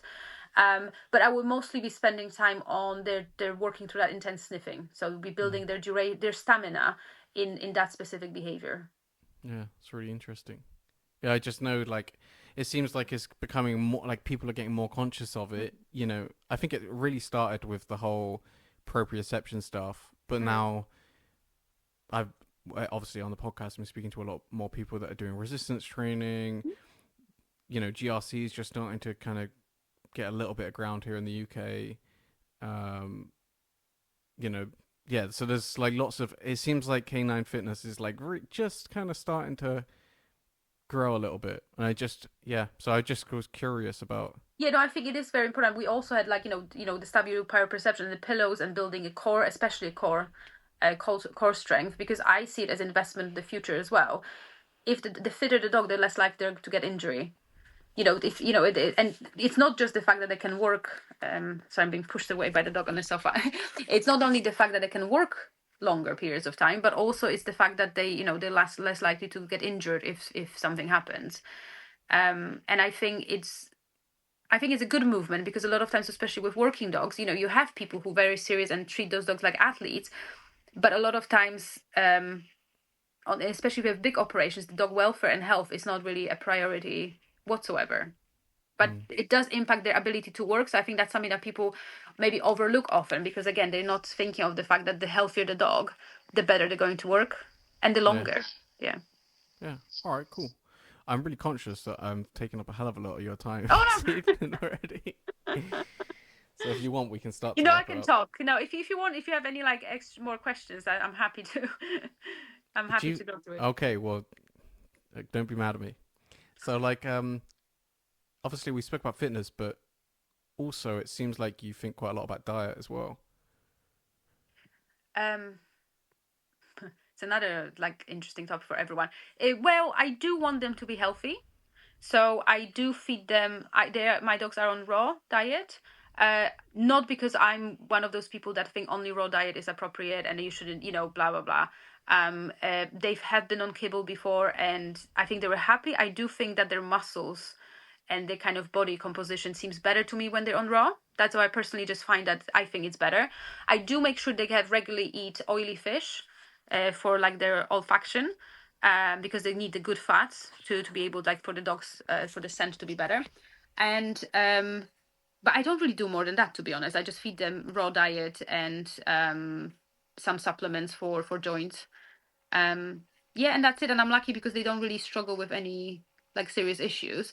I've spoke to a dog nutritionist like about their diet and what would work best for them.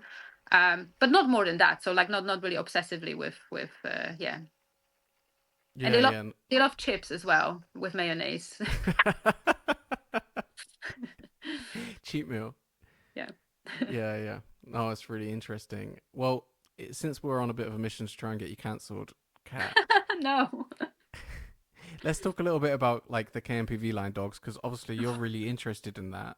And Am I? I Yeah. don't know if you've paid attention to this, Cat, because I know you're not really into like it's not really your jam, but Yeah, I'll I try thought it to look. was really interesting what they're starting to do in American Schutzhund, which is they've replaced the tracking with scent work or scent detection. Oh, have they? I wasn't aware of that.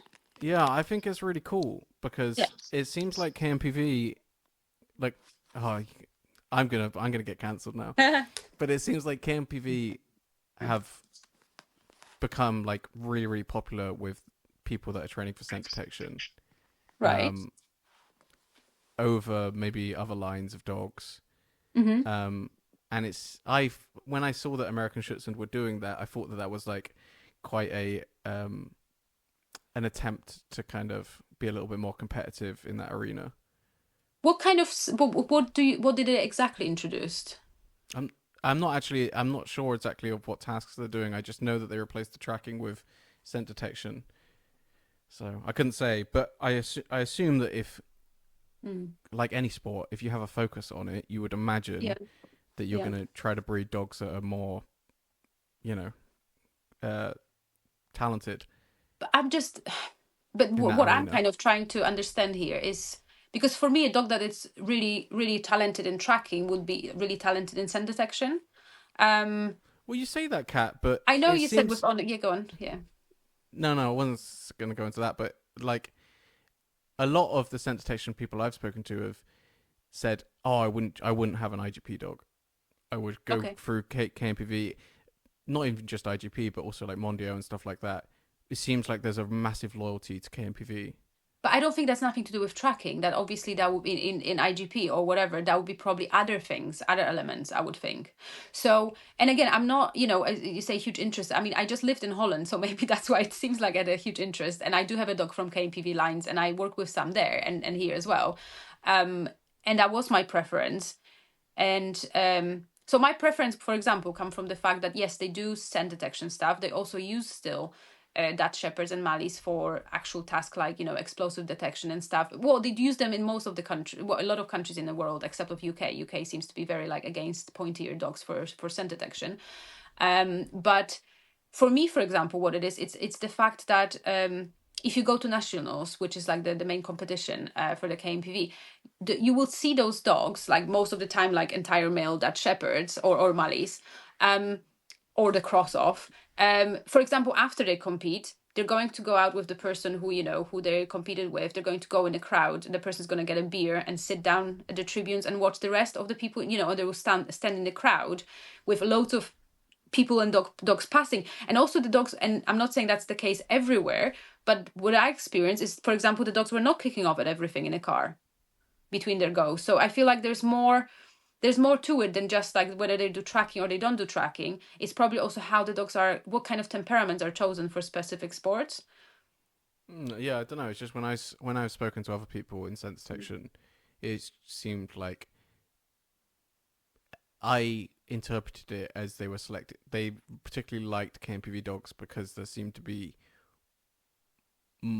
seem to be more successful in scent detection. Yeah, but I don't think Obviously, it's the tracking though. Still, obviously in yeah. KMPV they do have scent detection tasks, don't they? Hmm. Yes, they do. Yes, they do. Yeah, yeah, yeah. But Yeah, so it's just I don't know. It's just interesting. yeah, yes. I mean, I Not would. that like I think a lot of people Yeah. will listen to this and be like get defensive about it. I'm not talking. I'm not saying like there are obviously loads of IGP dogs, loads of Mondio dogs that are like in police forces and stuff like that. Mhm. Just seemed like there was a loyalty among some people, but yeah, I thought you were in that camp, cat, but I didn't realize your next dog wasn't going to be a KMPV dog. Oh, it would be. Oh, always. Yeah. So no, if I had a choice, I mean, my next dog was a random dog from a stray from a street that turned out to be really awesome. But so in terms of lines, I have no idea what lines she is. Um, but yeah, if I wanted another Dutch Shepherd, I would be going, or a Mali, I would be going to Holland preferably, or some Dutch lines. Because that's what I liked in those kind of dogs. And I would argue, and this is, I'm gonna get cancelled definitely for this, that I would be looking for dogs from a working stock than sports stock.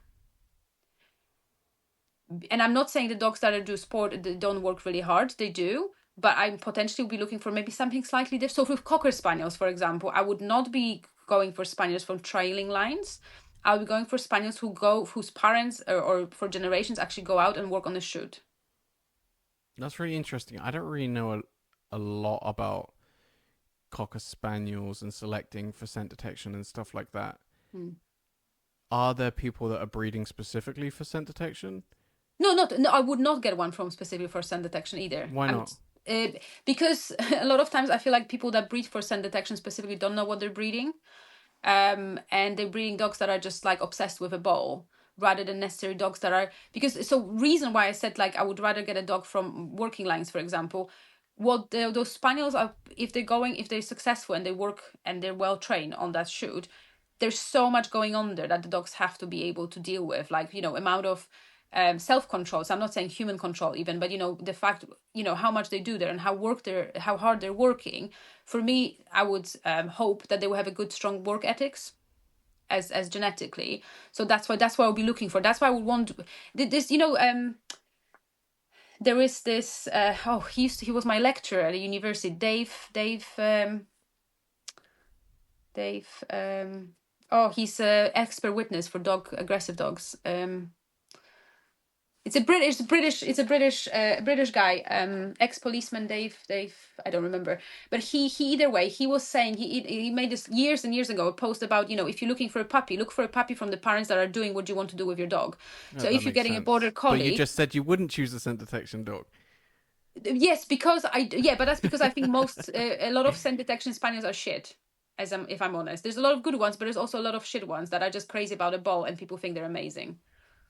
So if it was from parents that are really good at what they're doing, but they kind of working the way I would like them to work, I would potentially, but I would like to know more about those dogs. What quality are you looking for In particularly?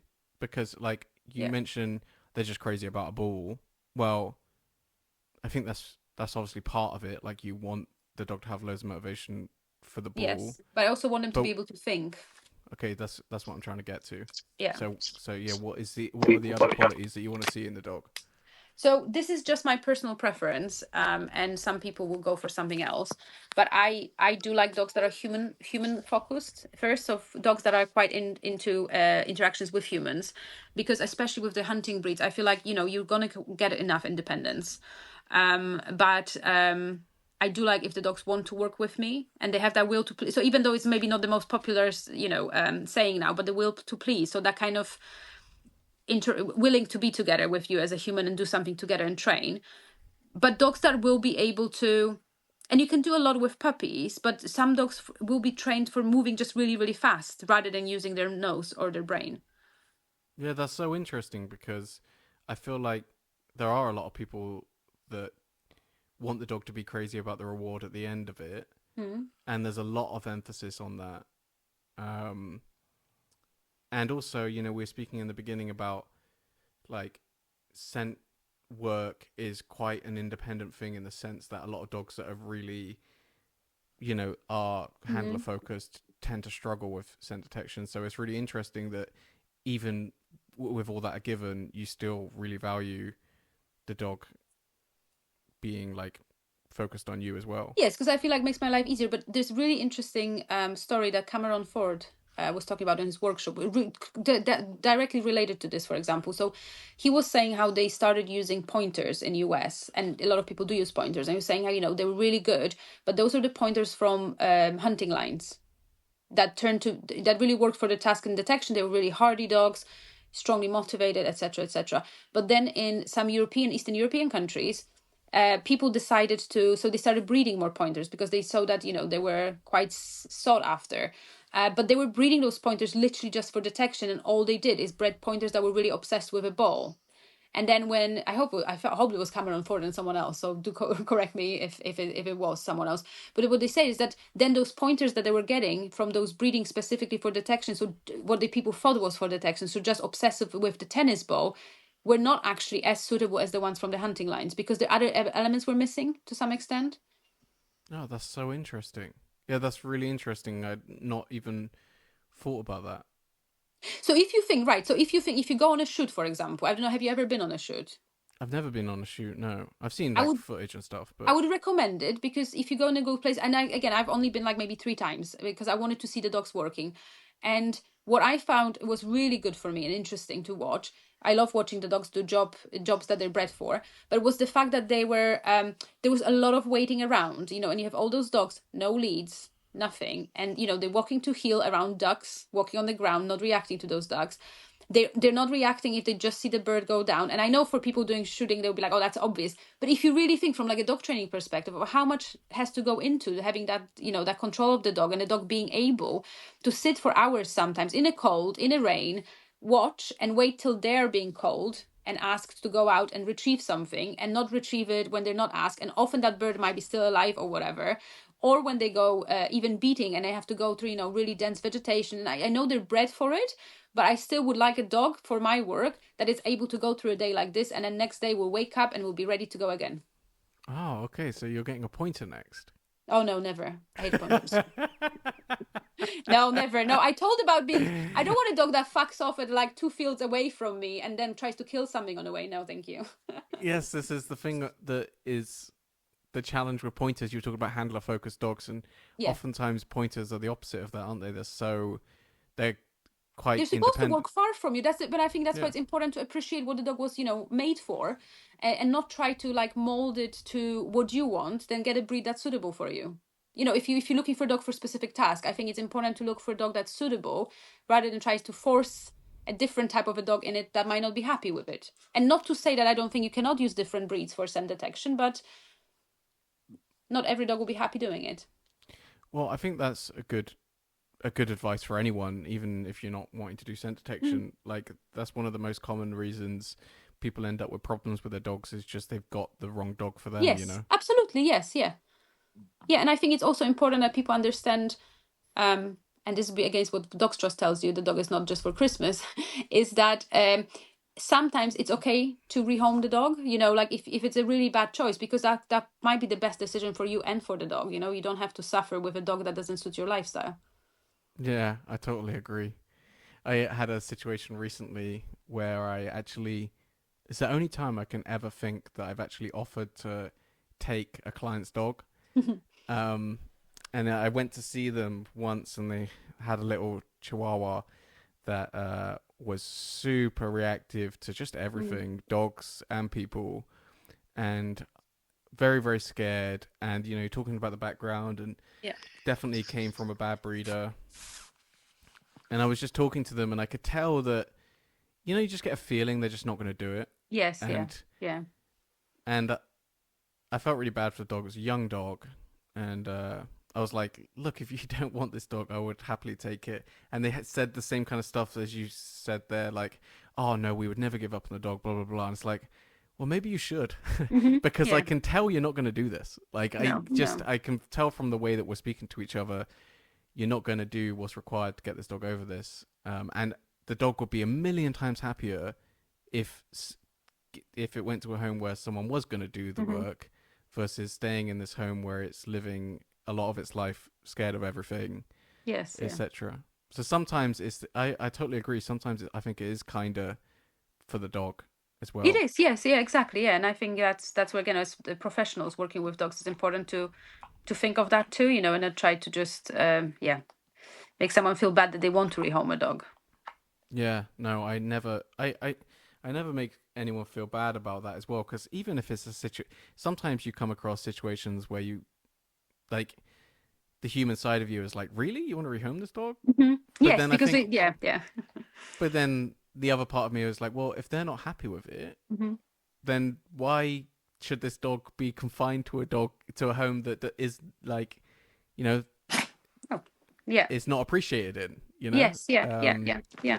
when it Yeah. could go to a home where it's like loved and adored. Oh, absolutely. I've had this situation with a lady who, I hope she doesn't mind me saying if she would ever listen to this, because it ended really well. But she's always been a shepherd person, and she rescued this spaniel just like this. She was like, "Oh, I will take the dog from you." Kind of. She's a vet nurse and behaviorist, and she got this spaniel, but she never had spaniel. She only had really nice shepherds, like really quite like chilled shepherds. And she came to one of the workshops, and she wasn't sure if she's gonna keep the spaniel or she's gonna look for a home for it.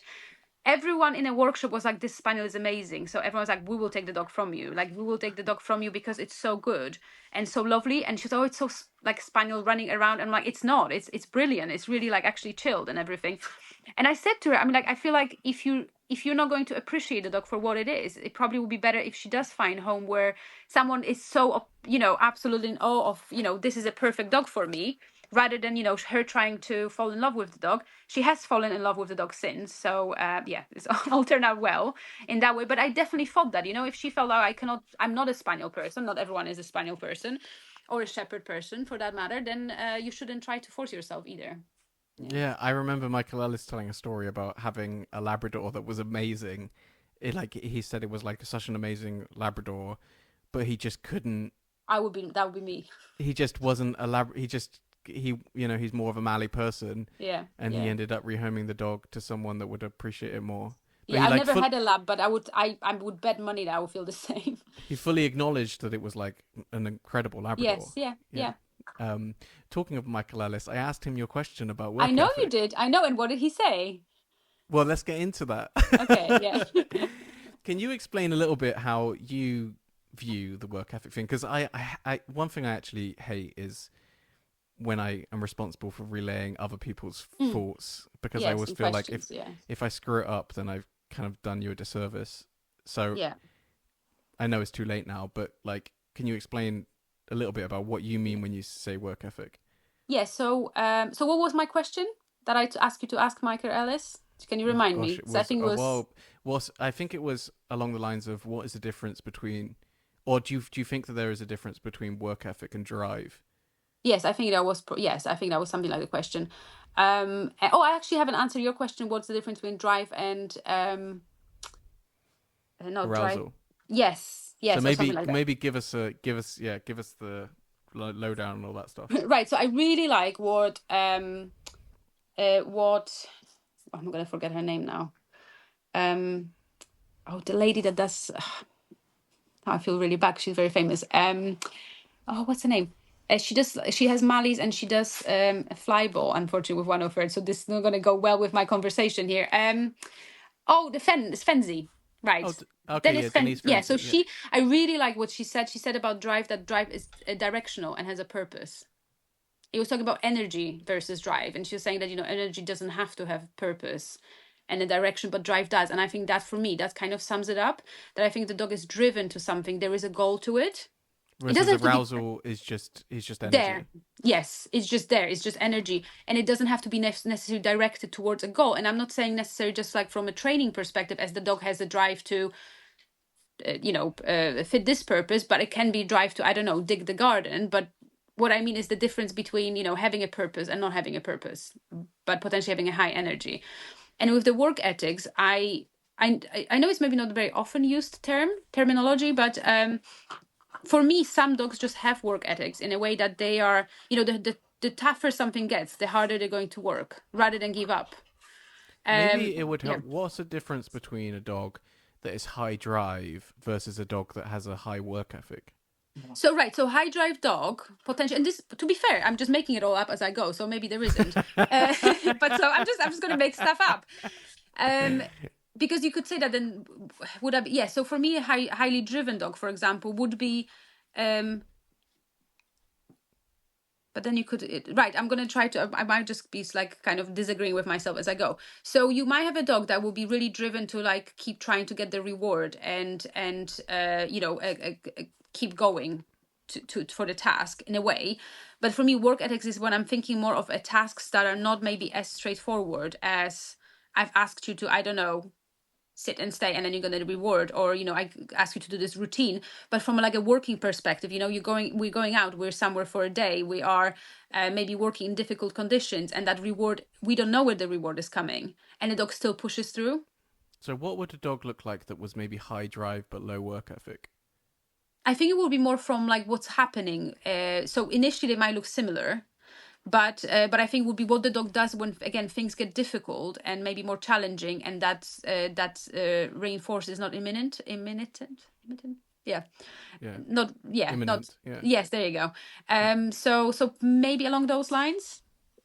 yeah. But I So said I'm like just making it up now. So maybe a dog that's high drive will look amazing in yes, situations that it's very used to. It's more routine, but yes, when but things yeah. start to get a little harder, they would give up. Is that kind of For what you're getting example, at? so yeah, so for example, like you might have a dog that, let's say, if we're talking from the search perspective, a dog that looks really good from looks really good while they're searching really intensely, but they're going to search really intensely maybe for 20-30 minutes.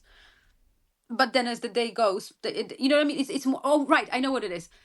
It's, for me, it's a dog that even when that motivation for that reward decreases due to other external factors, like being tired, like, I don't know, being cold, like getting that toy 1,000 times, and they're still going to keep going.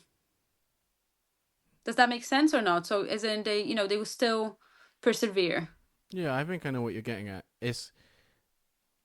I think one thing maybe we don't do well as like a whole dog training community is defining terms, and I Oh, think it, definitely. No, I refuse to define drive completely at all normally. And yeah, yeah, but because maybe it that's, would be helpful if we yeah. all literally just had definitions, because then we would all be speaking the same language. But would people ever agree on that? People would never, do you know what I mean? Like, people wouldn't agree on it, would they? No, but at least it Probably. gives us a reference point. Yes, It's yeah, it's it does. even yeah. Yeah, I mean, I say this myself. I use all these terms, but like, I don't have a definition in my head. I just kind of know Mm. what I mean. Yeah, and a lot of people will know what you mean, but then you'll be in a different country, for example, speaking to people, or people even doing a different sport, and you might Uh, have the same term that means something completely different. no, I found that massively when I started doing IGP. I felt like I was learning. Like, there's so many terms that don't get used in pet dog training, Mm. and I'm trying to like figure out what people mean. And Yeah. because they don't have definitions like we don't when we're Yes, talking about yeah. this So you stuff, just, yeah. it's like, well, it's kind of this, or like, it's like, and then different people think about it slightly differently, Yes, and yeah. it becomes really, and then I guess you kind of just start picking it up from exposure. But Mhm. it would probably be a hell of a lot easier if someone could just say, yeah, that's what this means, Yes, it would be, yeah. Yeah, of course like it would be. things like capping. People talk about drive capping, and Yeah. like I'm trying to think of them all now. Like prey, working in prey Oh, versus working in that's defense, yeah, and the whole prey itself is one of those, isn't it? Like, where I feel, yeah. Yeah, Yes. so Oh, it prey confuses driving everything. itself is a whole Yes. Yeah. thing. Yeah. So yeah, some of these things can get yeah, it can be hard to follow when you're kind of new to it. Yes. Yeah. And to be honest with you, I wish I had somewhere where I could say, hey, I'll point someone to this, but I think you just kind of pick it up with exposure. Yeah, yeah. What you should do, you should invite Simon Gabois. I know you said you've spoken to him already, but and ask him specifically about this topic, about the drives and the difference between drives and motivation and prey drive and stuff, because um He'd he be the has a guy to lot. define it. Yes, but We're then putting a lot of pressure on Simon's shoulders. he will Simon has to define it come in up his with the sleep. definitions for all of these words for us. He will define in his sleep and give you references for where it's from. Okay, I'm going to I'm do putting that. I'm money going to on reach that. out to him again, Good, good. and I'll reference this conversation, and yeah, put a lot of Just get me pressure in on him trouble. to Yeah, come yeah, up yeah, with the correct yeah, terminology. yeah. Yeah. All No, right. but Super. Super. Well, really good talking to you. thank you. Really good to have you on the podcast. Yeah. And where can people find out more about what you're doing? Find Um, you online, all that kind of stuff. they can. Sorry, just the cocker spaniel is oh, has woken up. Yeah. So I mean, I to be fair, most of my I don't have a website. I do have a website for Japanese knotweed detection. So I have a website for that. I don't have a website for my dog training because most of it is kind of word of mouth. So I do have upcoming workshops on Facebook page. So that would be the best one for those. And I mainly do scent detection workshops and one-to-ones and like trainer CPD. Um, and mainly for scent detection. I do some behavioral stuff from time to time, but tend to want to stay with the scent stuff really. Yeah, so I think that would be the easiest way. Yeah, So, what's the name of the Facebook page? uh, it's Canine, so as in K and then nine, behavior consultancy, Okay, and fantastic. behavior spelled like the English way. And I follow you on Instagram as well. You're on Instagram too, right? Yes, Yeah, yes. yeah. It on Instagram. I see. I'm not great with Instagram. It's I think it's Canine BC. So underscore BC. So again, behavior consultancy, but yeah, underscore BC, something like that. Yes, along those lines. Yeah. Okay, super. Well, thanks so much for coming on. Really appreciate it. Another really good conversation. So yeah, thanks. No worries. Thank you for having me.